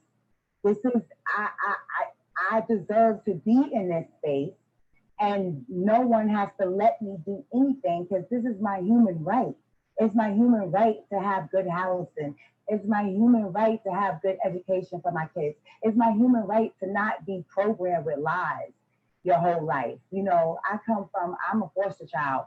So I just, you know, the reason why I'm in this fight the biggest reason is because I still walk around with that hurt child. And I know that you carry your childhood with you when you grow into adult. Your childhood doesn't go away. And it molds you into the person that you are. And the society, you know, has us as a people being somebody that we're not. You all, you know, inspirationally talked about what justice looks like. And Tanisha, you just gave the perfect segue of talking about some of the ways and how you build it, not waiting, but how we build it. So let's talk about this particular political moment, this moment of crisis and opportunity, this moment of you know, doom in some ways, and this moment of building for ourselves. How do we build it? How do we get there? Really wanted to piggyback on Tanisha, because something really powerful that stuck out to me just now is her assertion that we don't need permission, because in this moment of reckoning, where newer people are jumping into the fold, what I'm experiencing is that the loudest and most unapologetic Black folks specifically are being silenced and tone policed and being told, yes, we agree with your values, but not like that. And I think that that's something in these spaces where we say we're doing the work and we're committed and we care about Black folks and people of color, and we want to center them, right? We want to center women, we want to center children, we want to center low-income folks and disabled folks and queer folks. What that looks like is giving the space to that unapologetic framing, to that righteous rage, to be expressed without vitriol, without judgment, because when you look at the history, how can you not be enraged? So I just wanted to surface that and thank Tanisha for bringing that up, because what I'm seeing a lot in these movement spaces that say they're intersectional is the silencing of the most impacted individuals, and that completely undermines the work. Meryl, go ahead. Like, I want to say, yeah, I think I've actually experienced that a lot as well. And where I felt really angry at these state legislators for not jumping on this bill to tax the rich. And you know, some older people, they were saying, "Oh, they're just one vote. It's not that serious." And I just don't understand, because my entire school funding is on the line here.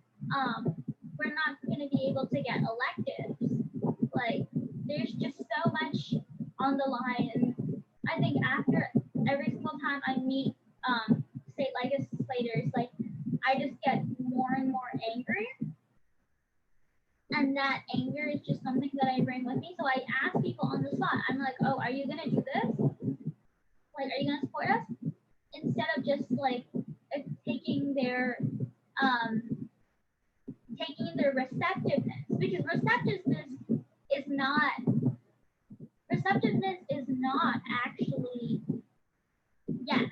Receptiveness is not support at all.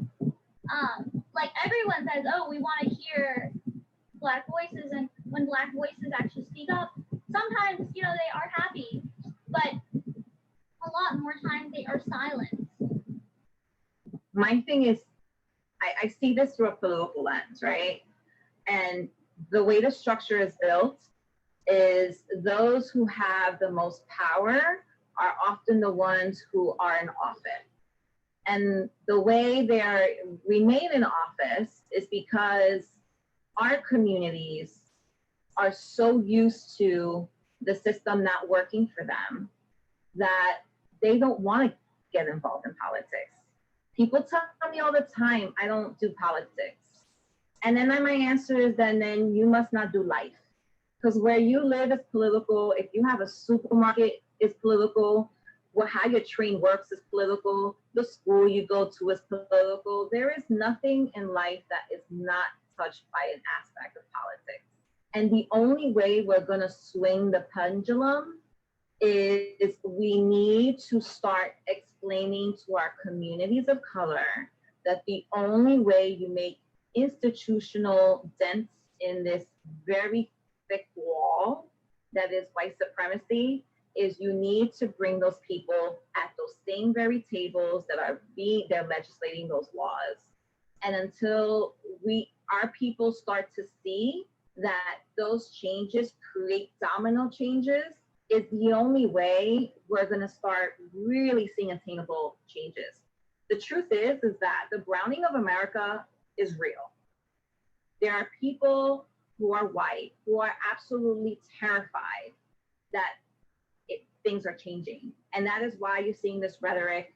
You're seeing a law being legislated right now in federal government to stop funding of the 1619 curriculum, which is like crazy to me. But this is how scared people are. They're terrified that their once upheld version of events that was history is going to be completely replaced to what the truth is. And the truth is what wakes people up and goes, "Wait a minute, I have power." I think that time has already came. Like, people have already been woken up. Like, we know that this country basically taught us lies to uphold whiteness, to uphold white supremacy. And I have another saying, as far as going and having a seat at their table, I don't want to sit at their table. We're going to bring our own. We have our own table. We don't want to sit at their table. Out of the history of the government, only 3% been people of color, and it's never worked for people of color. So they argue over the Confederate statues. They don't want to take the Confederate statues down. So what's really changed? What technology? What's really changed from Emmett Till to George Floyd, to Eric Gardner, to Sandra Bland, to the young kids that I just seen in May, where they had these 12-year-old Black and brown kids on their knees, the police, in the dirt during a pandemic, where our kids can't get access to technology and our kids can't get access to Wi-Fi. And a white ally to me is somebody that's going to put their money where their mouth is. Donate, like Tosh said, donate to our grassroots organizations that are out here on the ground. I'm sorry, that's my grandson. That are out here on the ground every day, that are fighting the legislators, that are lobbying, that are, you know, fighting for $4 billion that was supposed to be our kids' education fund 10 years ago. We've been here, but what do people that say they want to help people do? They give their money to charities, and that money don't get to us on the ground. Help us on the ground, help our communities. Before we're joined by a young teacher, I just wanted to say that, you know, we have here officially parents, students, community, school district leaders, people who are intricately involved, but not usually recognized as educators. But for anyone interested in actually liberation, there's no question that you all are the true educators, and it's just extraordinary to get some of that education from you. That said, we have a classroom teacher here who's also been part of the liberation movement and process. Welcome, Drew Drake. What's good, everybody? My name is Drew Drake. I am a teaching artist. I teach out at MS50, as well as New Ventures High School in Staten Island, teaching creative writing and ELA and theater. And so, yeah, I'm just excited to be here and be in conversation with you all. And yeah. Oh, Drew, thank you for being here with us. You're amazing. And Drew is also a poet. He writes amazing poetry. So whenever we have an action, Drew drops a poem for us, and he never disappoints. So we want to know, like, how do you feel being a young Black teacher, male, in this environment right now? It's a lot. I mean, I think at times in my experience here in New York, like in the schools, I feel like I stand out. You know, I definitely feel like almost a unicorn in a way. Of a lot of students haven't had experience with a Black male educator. And so that's always a hurdle that we have to kind of step over, as well too, that I'm also, as much as I'm teach ELA and theater and writing, I'm also always making sure that we have space in our classroom to talk about what is actually happening. So this semester during, COVID-19, my classroom kind of shifted into one, allowing us to be in conversation about all the things that are affecting us, right?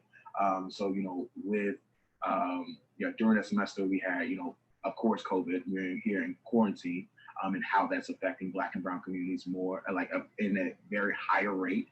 But also we have, we have protests that were coming on.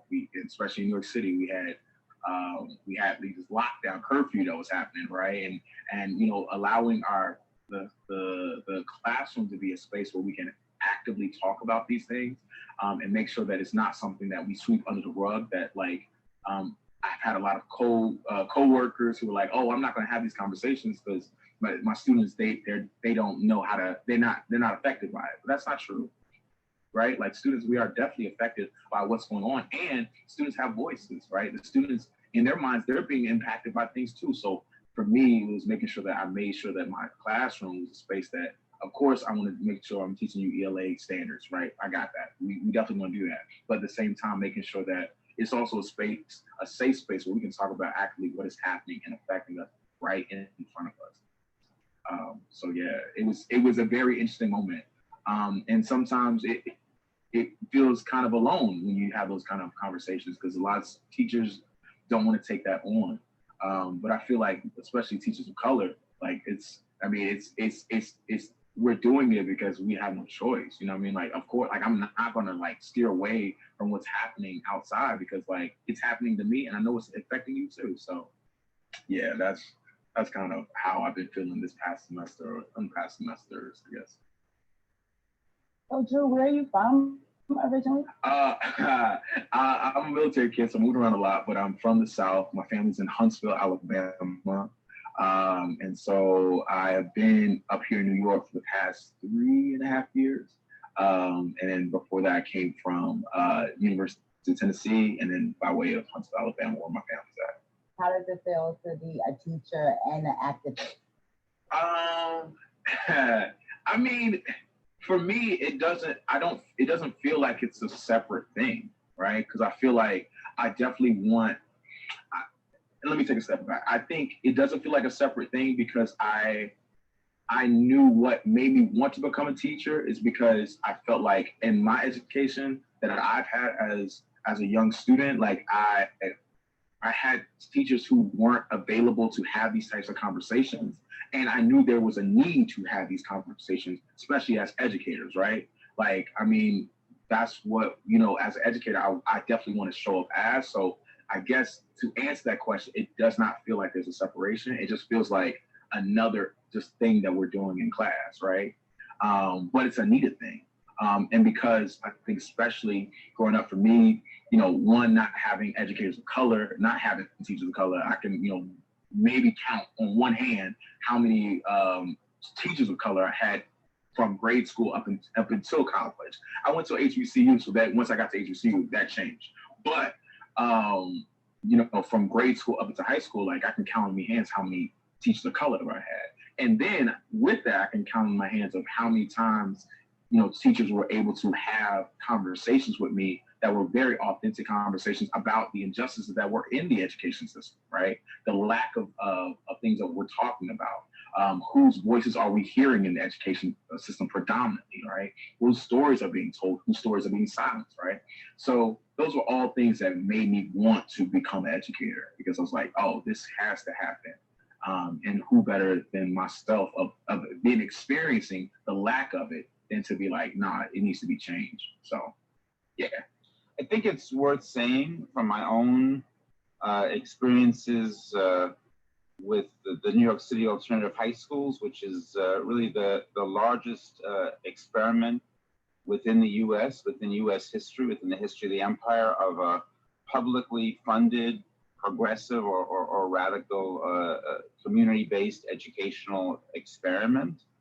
From those experiences, there are two basic truisms. All true organizers are educators, naturally.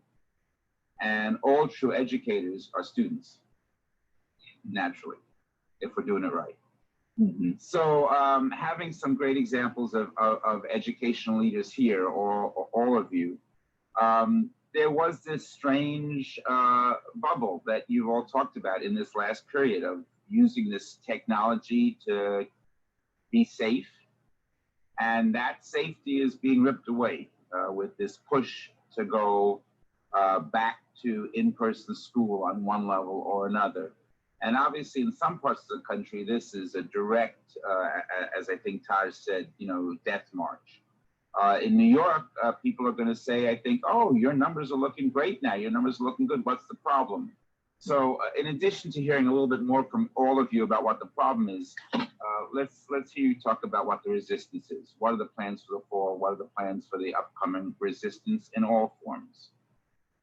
So I know, just this kind of coincides with the point we were making earlier about supporting the folks who have been doing this work and supporting the folks on the front lines, because what we keep noticing is that leadership keeps telling us they don't have any information, they don't have a plan because they can't plan, and that they're flying the plane while we build it. But we know as organizers, educators, and parents who are invested in communities, not just our own children, that the Alliance for Quality Education has laid out a roadmap for a safe and equitable reopening, that the Moore Caucus of the UFT, who does a lot of the important work that the UFT refuses to do around anti-racism work in our schools, has also laid out a plan and some demands. And then we're also seeing newer, inexperienced, but really well-intentioned parent groups spring up in direct response to this effort to reopen schools that we know will not be safe. And something so crazy today, I saw one of the schools in my district had posted recommendations from the CDC, kind of nudging folks in the direction of, hey, you know what, everything's fine. And I couldn't help but think that that directly correlated with the jackass in chief basically threatening our public schools with additional budget cuts if they don't open. And I really think it's important to acknowledge the kind of ridiculous state you have to be in as a society. The president of the country would rather open up schools so that he can boost the economy than make sure that these historically underfunded public schools have the ventilation and the air conditioning and the space and the resources that they need to reopen fully. And I really think that organizations like the Coalition for Educational Justice and the Alliance for Quality Education and More Caucus and Parent Pact, it doesn't make sense not to make them a part of the conversation when they've been talking about all the inequities that COVID exacerbated for years at this point. We can't have a reopening conversation without talking to those folks and the communities they serve. You know, I have 4 kids in 3 different school communities. And yesterday I was on a call with one of the principals at one of the school communities. And he flat out said, like, I've been a principal for a number of decades. And this is the first time that I have no idea what September is going to bring. And that's incredibly scary, you know, not for a parent, right, to hear that, but for people who are entrusted to lead, that are entrusted for the school community with your children, with the staff, to say that. You know, one of the examples that he gave was they have an HVAC system that doesn't work, but yet School Construction Authority is claiming they did an inspection. They said, we can repair aspects of this and it'll be fine. But we have how many $1 billion cut to our education budget? So how we're gonna, I feel what frustrates me is, like, I feel we're leading people on. And I am not in the business of telling people we're going back to school when we know damn well we're not. And you're setting people up for failure. You're setting up, either way, not everyone's gonna be happy, and that's fine. But let's address what's going on head on and be honest about it. Let's be honest, you have no money.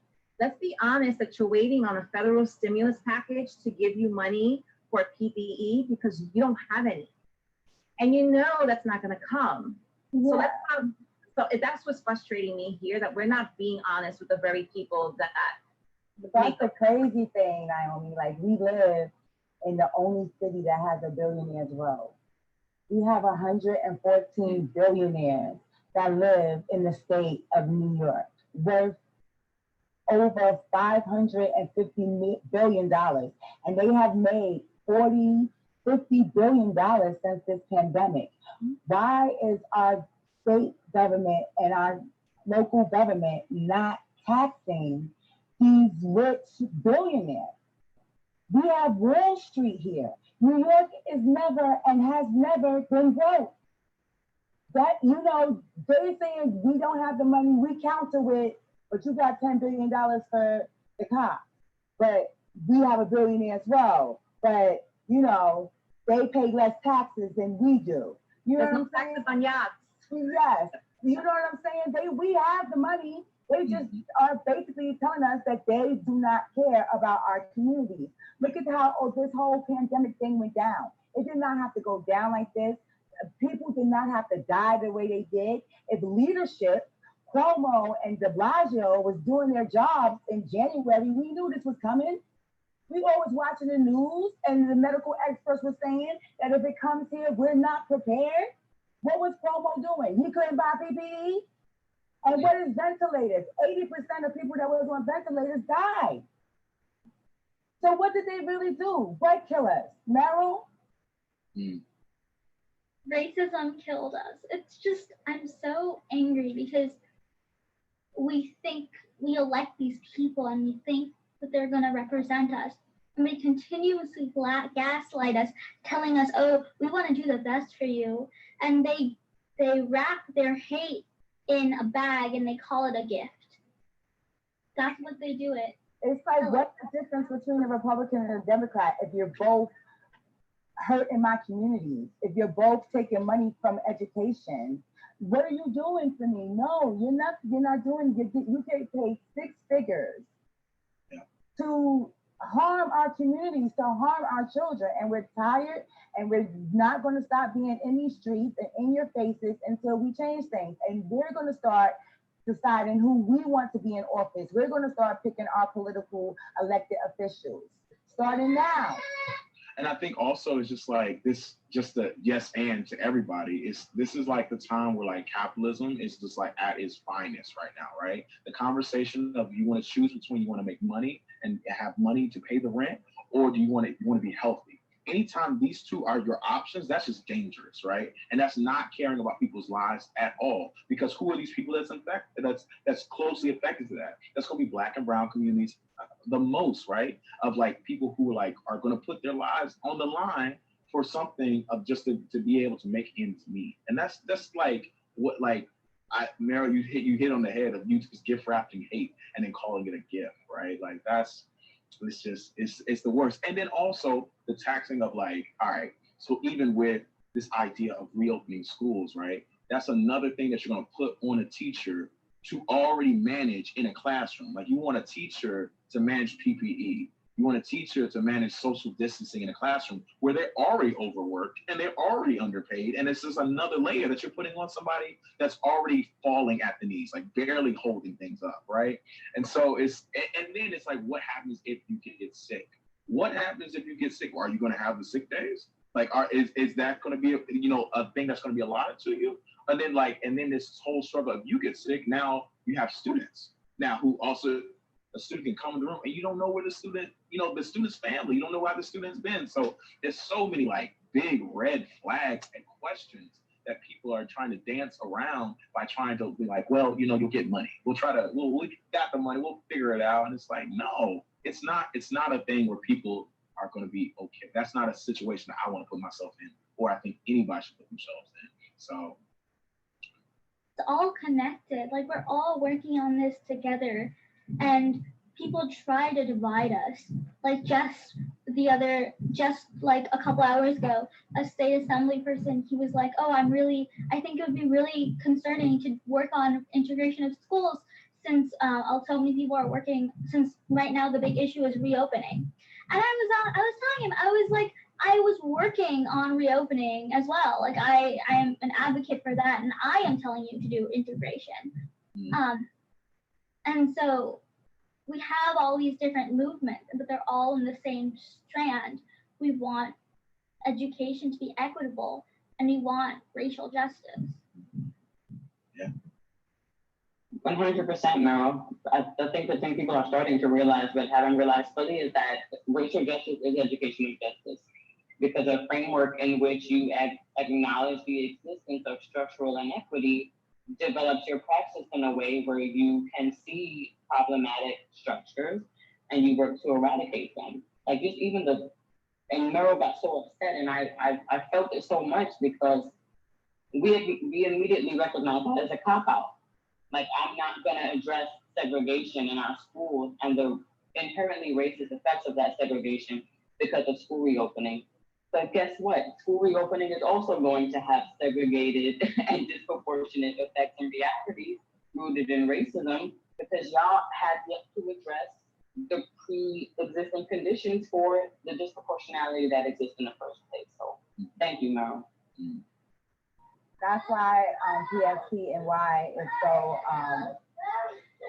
happy to be a part of Journey for Justice Alliance Coalition. We are down here with grassroots organizations from Arkansas, from New Orleans, from Milwaukee, from Albuquerque, New Mexico, from Puerto Rico. It's like 78 grassroots organizations that came together nationally to write a letter to Trump and tell him that we're not going back to school if we don't have ample testing with rapid results. We're not going back to school if our schools are not overfunded, if we don't have more than enough money. We're not going back to school if the police are in them. We're not going back to your normal. That's what the politically correct to me is just another word for oppression. Because what did it do? oh, you can get your point across, but you have to be politically correct. No, I have to say the truth. That's what I have to do. Because that politically correct have never gotten my people anywhere. Asking and begging and kneeling and pleading for 400 and something years have never got my people anywhere. So we're not doing that anymore. We're coming for everything that's ours, that we've been worked for. There's no bootstraps. We built the bootstraps. Since we all know that remote learning wasn't successful for many reasons, right? It was brought on literally within a week and a half. Parents had no idea what they were doing. Kids had no idea what they were doing. School communities had no idea what they were doing. Central had no idea what they were doing. And I think not addressing what went wrong and how to make it better, because obviously we're gonna have to go through that direction again. But I personally feel that that is all intentional.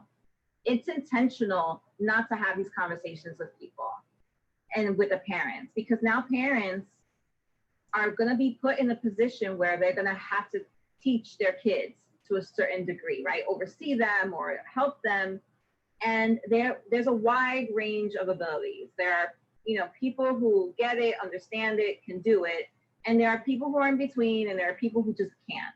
Remote learning is not for everyone. That is why buildings exist, right? That's why classrooms exist. But I think the fact that we're not addressing this early on is literally setting up more children to fail, more families to fail. And one of the things that we've been super passionate about is addressing the weaponized use of ACS on families. And that is the way, if you don't have broadband in your home, which a lot of people don't, that's going to work against you. Because if you are sharing a phone with 5 other people, your child may get on for an hour at a random time. And teachers, right, bless you, you have metrics that you need to account to your own principal, and the principal has to submit this to the district, and the district has to submit it to, it's a domino effect. But it's all intentional, because when these agencies are used to monitor activity, then it's used to keep people in line. I can't tell you how many people, when we've done certain workshops, has told us that they made a complaint about their child not receiving services, and within a month they got a call about education neglect, because they either had questions about it, or they questioned too much, or they thought they needed something different. And then once you have an educational neglect case, it stays on forever, and it's a never-ending cycle. So I think this is all intentional, and it's one of the many multifaceted uses and weaponizing that happens across not just New York City, but across the country, to keep people in line. Because one of the first things I was hearing is, I had a parent tell me, not for this my district, but somewhere in the city, who said, I'm an essential worker. My child couldn't get on at 11 o'clock for a class, and the teacher said, well, I'm gonna have to call ACS. That's not helpful. Outrageous. And you know exactly who they're calling ACS on and who they're not. You know who exactly gets the opportunity to hand an assignment late or not show up for class and get the polite phone call, and who immediately has the authority weaponized against them, which I find particularly egregious in the age of George Floyd and Breonna Taylor, that we would continue to weaponize systems and institutions that do not understand communities and do not lead with care and love against folks. Where do we go from here?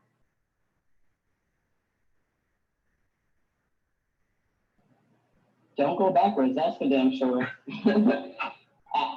After the black boxes on your Instagrams and after the Black Lives Matter sign, we cannot start collecting our checks again, go back to work in the beach and the bar, and continue business as usual.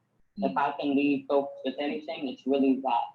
Because the inequity that so many people seem to have just realized exists, some of us have been in this fight for years. Some of our folks in this work, they died without seeing their dreams realized around an equitable system that works for every family in New York City. So we really just, or I can only speak for myself, but I would ask that you support individuals like Drew, like Tanisha, like Naomi, like Meryl and myself by not only putting your bodies in the spaces where we need support and raising your voices and lending your dollars, but also making sure that the spaces you're in, even if we aren't there, are not white for us to be attacked when we do decide to share and talk about these things. Because what happens a lot is people will say in a private message or a one-on-one conversation, I really support this thing, but then you get into a room with those same teachers or legislators or parents, and now it's a problem and no one wants to speak up and no one wants to address segregation or inequity or the disproportionate impacts of COVID, which we're gonna be living with for years. So what we really need is folks to take this new information and apply it to their interpersonal relationships and their day-to-day interactions, not just to go to a protest or sign a petition. This is everyday, all day, lifetime work. And we really want folks to stay committed and stay vocal. I think it's important that people start checking themselves and their unconscious or conscious bias, however you want to frame this. Because there's a lot of people who love to score Black Lives Matter t-shirt, but when they're in their white spaces, they will co-sign the most egregious and offensive things that their family members are saying, that their neighbors are saying. And it takes, I mean, I don't think it takes courage because we have no choice but to stand up against it. But I think people need to stop being as scared and accept their convictions and say it. And if that means that you are no longer friends with your racist aunt, with your racist neighbor, or with that friend that claims was about you but really wasn't, then so be it. Because the days of accepting people's mentality are no longer. You know, in the words of Representative Lewis, we need trouble, good trouble, necessary trouble to pivot this work forward. And as we're not causing any trouble, we're allowing the system to stay as is, and as is not working for people of color. And if we continue to do this, we're gonna be in the same fight. We're gonna be saying how this is not gonna work and it's just unjust and it's unfair. But the only way we're gonna change it is not just saying it's unjust and unfair, it's literally being about it all the time, nonstop, until people go, okay, enough. What do you want me to do? Where do I donate? Because you have to, this is not something we can opt out of. It's not. For us, this is the way it's gonna be. And these people are either about it or they're not about it. If they're not about it, they can move over to the side while people who are about it do the work. Yes, yes, yes. Just yes and this. Like, I mean, I think you hit on the head about checking your intentions, right? Because people can be like, yo, I'm gonna do this thing. I'm gonna support it right now because it's trendy, or I can support it right now because it's like everybody's on this bandwagon, but they're not doing the internal work to let go of these biasness that they're holding on to. And also to know that it's a long game. Like there's so many things that we are unrooting and need to pull apart, even especially in the education system, but just as a whole, right? And so I think about like there's this one time in the semester that just passed, this current semester, when I forgot. I mean, and it's so sad, like the Black Death and just here in America, it's just like a never ending paragraph. It just keeps going, right?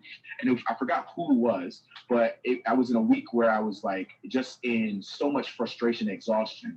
And I remember I remember having a meeting with some other teachers in the schools, and I was like, hey, are we gonna talk about just what is going on, like as a whole right now? And I had some white teachers who were like, nah, like I don't know how to have that conversation, or I don't think I can have that conversation. And I'm just like, just talk, just begin, just start from a place of honesty and transparency, and I promise you the rest will come. I promise you, if you start to see, everybody else in that classroom will feel comfortable to do the same thing, right? And so it came from a place of like, yo, like I have to make sure that this space is a space that we are talking about all the things that are affecting us as people, as students, as educators. It can't, like, we can't hold back and shy away from things, right? And as we began to have these conversations, people were talking about police brutality and their understanding, like their lack of understanding around it. And I was like, well, we got to look at even in our education system, like there's so much policing in our education system, and who is getting the brunt of that? Black and brown students, right? And so where does that cycle go towards? That cycle goes towards, we see that with Black death around us all the time, Black and brown death. And so like allowing us to take time to acknowledge and make sure that we're making space for these conversations of transparency to start with ourselves as educators and leading that for the students to follow. So that's my only 2 cents I would go in. Black people, we don't need white saviors.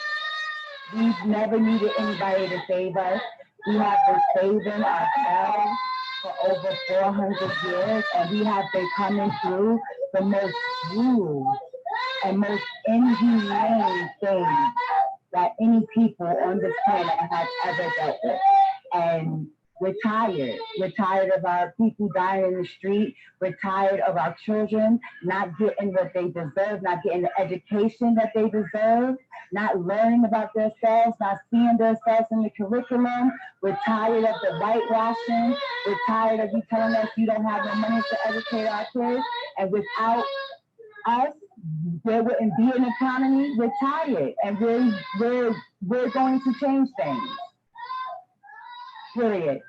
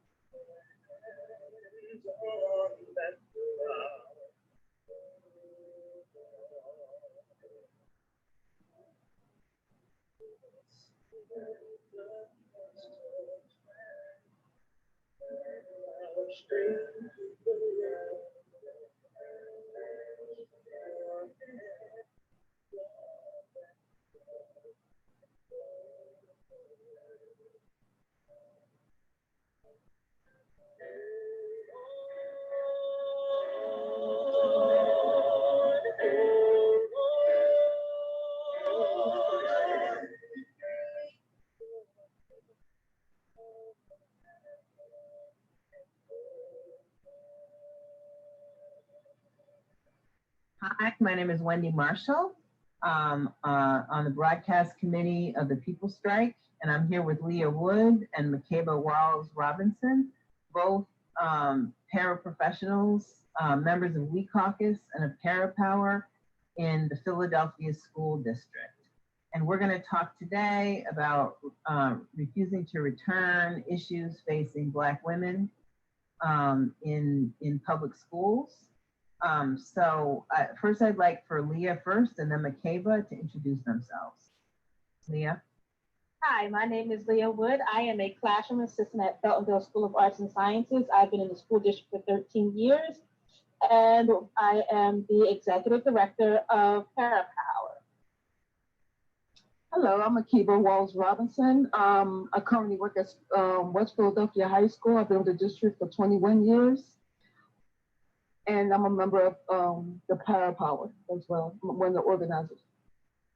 Thank you. Welcome. We're so honored to have you here with us today. Many paras are Black and brown. The majority of people are Black and brown, and many are older women and younger women with underlying health issues.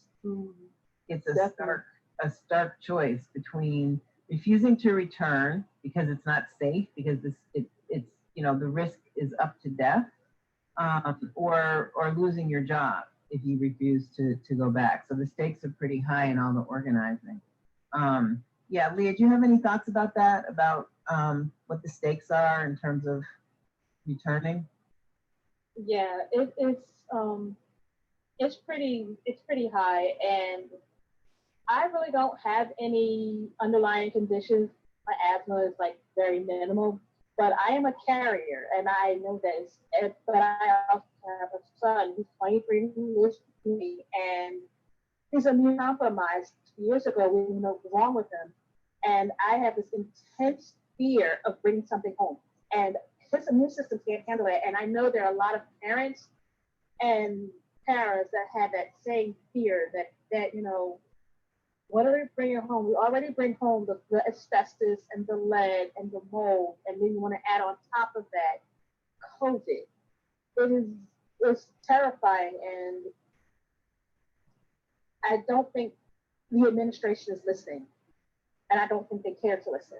And I'm not talking about principals, I'm talking about 440. 440 is the school district in Philadelphia. Yeah. McKibby, you have any thoughts about that? Well, I have an underlying health issue. I'm very concerned about it. And I know a lot of parents and teachers that are taking care of their elderly parents, taking care of sickly children. So, and it's just a high risk. And I don't think it's, you know, and like Leah was saying, the school district knows, because we always had issues in our schools that was never addressed. And that's none of the reason that we're so against going back to school. But that's just an added risk that we're facing. Yeah. I want to ask about the kind of conditions and the concerns of educators before the pandemic hit. But before we do that, I want you to say a little bit about the context in Philly. So if you could explain We Caucus and what that's about, Parapower and what that's about, I think that would help our viewers. Leah, do you want to go? Sure. So the We Caucus is basically the Working Educators Caucus, and it is, I call it the social justice wing of the PFT. So there's a collective bargaining, which is kind of more like businessy, and then the Working Educators Caucus, which is more social justice bound and democratic. Now, Parapower, what we are is we are a group of parents that just got together during election season, and we're fighting to be treated as professionals, because a lot of times people do not see parents as professionals. They see the second-class citizens, babysitters, copy papers. It does not matter, and we want to be recognized as actual educators, is what we do. And in fact, you could argue that it's paras that keep the whole school system together, right? Yes, we are that linchpin. Yeah, we definitely do. Even with our little income, we're the ones that's helping out in the classroom financially, whether it's buying rewards or feeding students. That's what we do. Yeah. So the school system couldn't run without you, but you're the lowest paid educators in the system. So that's part of what We Caucus is fighting to win power of the Philadelphia Federation of Teachers, that you guys are part of that. I'm also, by the way, a WE community member. What would it take to make the school district really responsive to educators like you, to parents and to students? What needs to change? Money. It's all about money. And the people who actually have to put pressure on the school district. We can't do it by ourselves. We need our families to say, no, we're not going to take this. We know that they're busy. We know that they're struggling themselves, and they want more for their children. But they need to help us put pressure on the district to stop yanking money out of the schools. Stop charter schools. I'm not a fan of charter schools. I know that a lot of times it seems like they were necessary, but it yanks so much money and resources out of schools. And we need our parents to demand that our neighborhood schools are fully funded the way that it used to be. I mean, they weren't great funded, but I remember as a kid going on school trips, having a library, having Moonshine A's, NTAs. I remember books. I remember those things. And our students, our babies don't have them this time. And it's not fair. What are the issues particularly for Black women educators in the Philadelphia school system? I was really surprised because at West, I thought it was just there as far as the racial injustice. But after hearing the testimonies last night on students educators, I had no idea it was school-wide. The racism, as far as not having enough Black teachers and whatnot. But even that was, we have a Black principal, but the roles of leadership don't go to the few Black people, educators we have in our school. It goes to the young white educators just graduating from school. Like, it's never offered to those. In fact, we out of 15 teachers that aren't coming back this school year, only 2 of them were white. The rest of them were Black. So we go have even less Black educators. But what Black women are facing today is like, they don't go out and recruit. They don't look at your parents who are mostly Black and brown women who want to become teachers. They don't make a pathway for them. It's like, they don't even care. They don't go to HBCUs. They don't. It's a problem because our children need to see our faces. And one of the things I want to say is that not every educator needs to be a teacher. Like, there needs to be enough parents that are Black and brown that stay as parents. I see myself at times as a parent because I love it. I like being able to connect to a few kids here and there, that the ones that people miss or call them the hard ones, and being able to break a lesson down and seeing their eyes light up when they get it. It's amazing. And I think people need to understand that parents are educators. We do teach, and you need more of them, and you need to pay us like we're educators, not like we're children. How does the school system ignore the needs of working class Black and brown kids in terms of the stuff that is taught? What is your perspective about that? Oh, they need to throw all that stuff in the trash. I am so sick of consultants. Yeah. Oh, they don't teach life skills. None of our babies know how to do anything anymore. It's like we are 150 years behind. They took out all of the interesting parts of school, art, music. They just started putting that back, and it's not even real, and it's not like pleasurable. And they just took it all away from them, and it trying to turn them into little robots, and it doesn't give them the education system does not give them a chance to dream. It doesn't give them a chance to explore. If you're not from a well-to-do family or like Penn Alexander or one of the more affluent public schools, you don't get those opportunities unless somebody really fights for it. Like, you have to really, really fight for it, and you have to know. But it's always reading, math, science, maybe social studies. They're teaching to a test that is purposely made to make our children so stupid. It is so, this just annoys the little crap out of me. That is what they're doing. It does not give our children a chance to thrive. They are so smart and creative, and it just sucks it all out of them.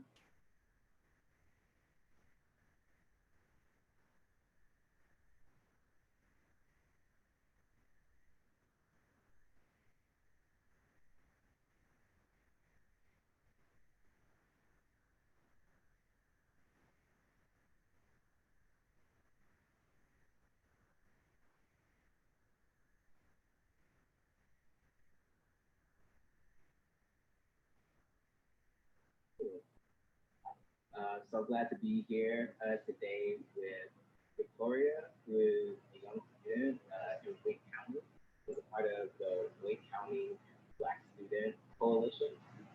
And just want to say, first of all, thank you for being here today to just share about the work you're doing out in the county.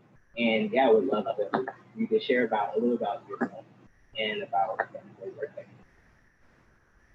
Yeah, so I'm currently I guess you could say a rising senior, like I'm a senior. I'm 2021 at Emerald High School in North Carolina. 17, I don't know what else to go. I remember just seeing like the whole world get on fire after at least America. But actually, yeah, I think it was like other countries, you know, coming out advocating for after George Floyd's death. But I don't know, I felt kind of helpless in a certain sense, just because I was growing up when I was in elementary school and like seeing Trayvon Martin's death, like just huge, you know, and I was too young to do anything. I never like seeing that, and then even with like the previous current death that happened after that, between Trayvon Martin and George Floyd's death, even like Tamir Bryant or Sterling, or you know, these are countless like names, and even the names that we don't even know, you know, the shooting and stuff that happened consistently that we don't hear about because they weren't recorded. I don't know, I felt really hopeless, and I felt like I had to do something because I've been focusing since like 6th grade, whether it be for gun reform or whether it be for I mean, gosh, like environmental like justice and that kind of stuff, like activism, and we're talking about racial injustice within the community and all that kind of stuff. So I've been like pressing for a while. I'm always out at one march or wherever, just going out. And so I kind of do that. I have shooting high school friends who are at home and they want to, but if no one they getting out on the street and like calling out these politicians and calling out these like community leaders and stuff and like holding them accountable. If no one's gonna do it, then like I have to, you know, if we can't keep waiting for that person to do it. It's like, you know, if no one's gonna do it, then I have to step up and I have to lead something. And so I remember, I think it was like 2 nights after, because I on May 30th was when we had the first kind of big rally for the city. So I don't know what it was.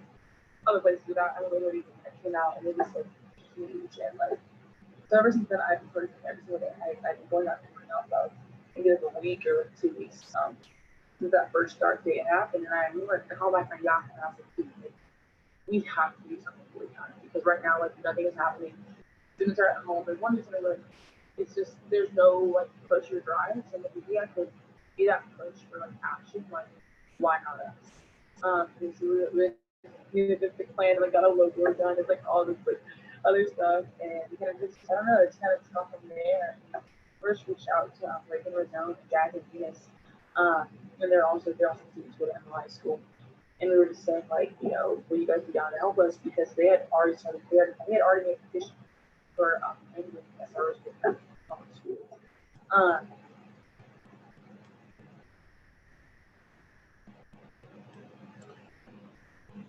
Hey there, this is Matt Meyer for People's Strike broadcast, August 1st. Happy August, happy Black August. And we will be resuming in just 1 minute after a technical pause, which we need to do.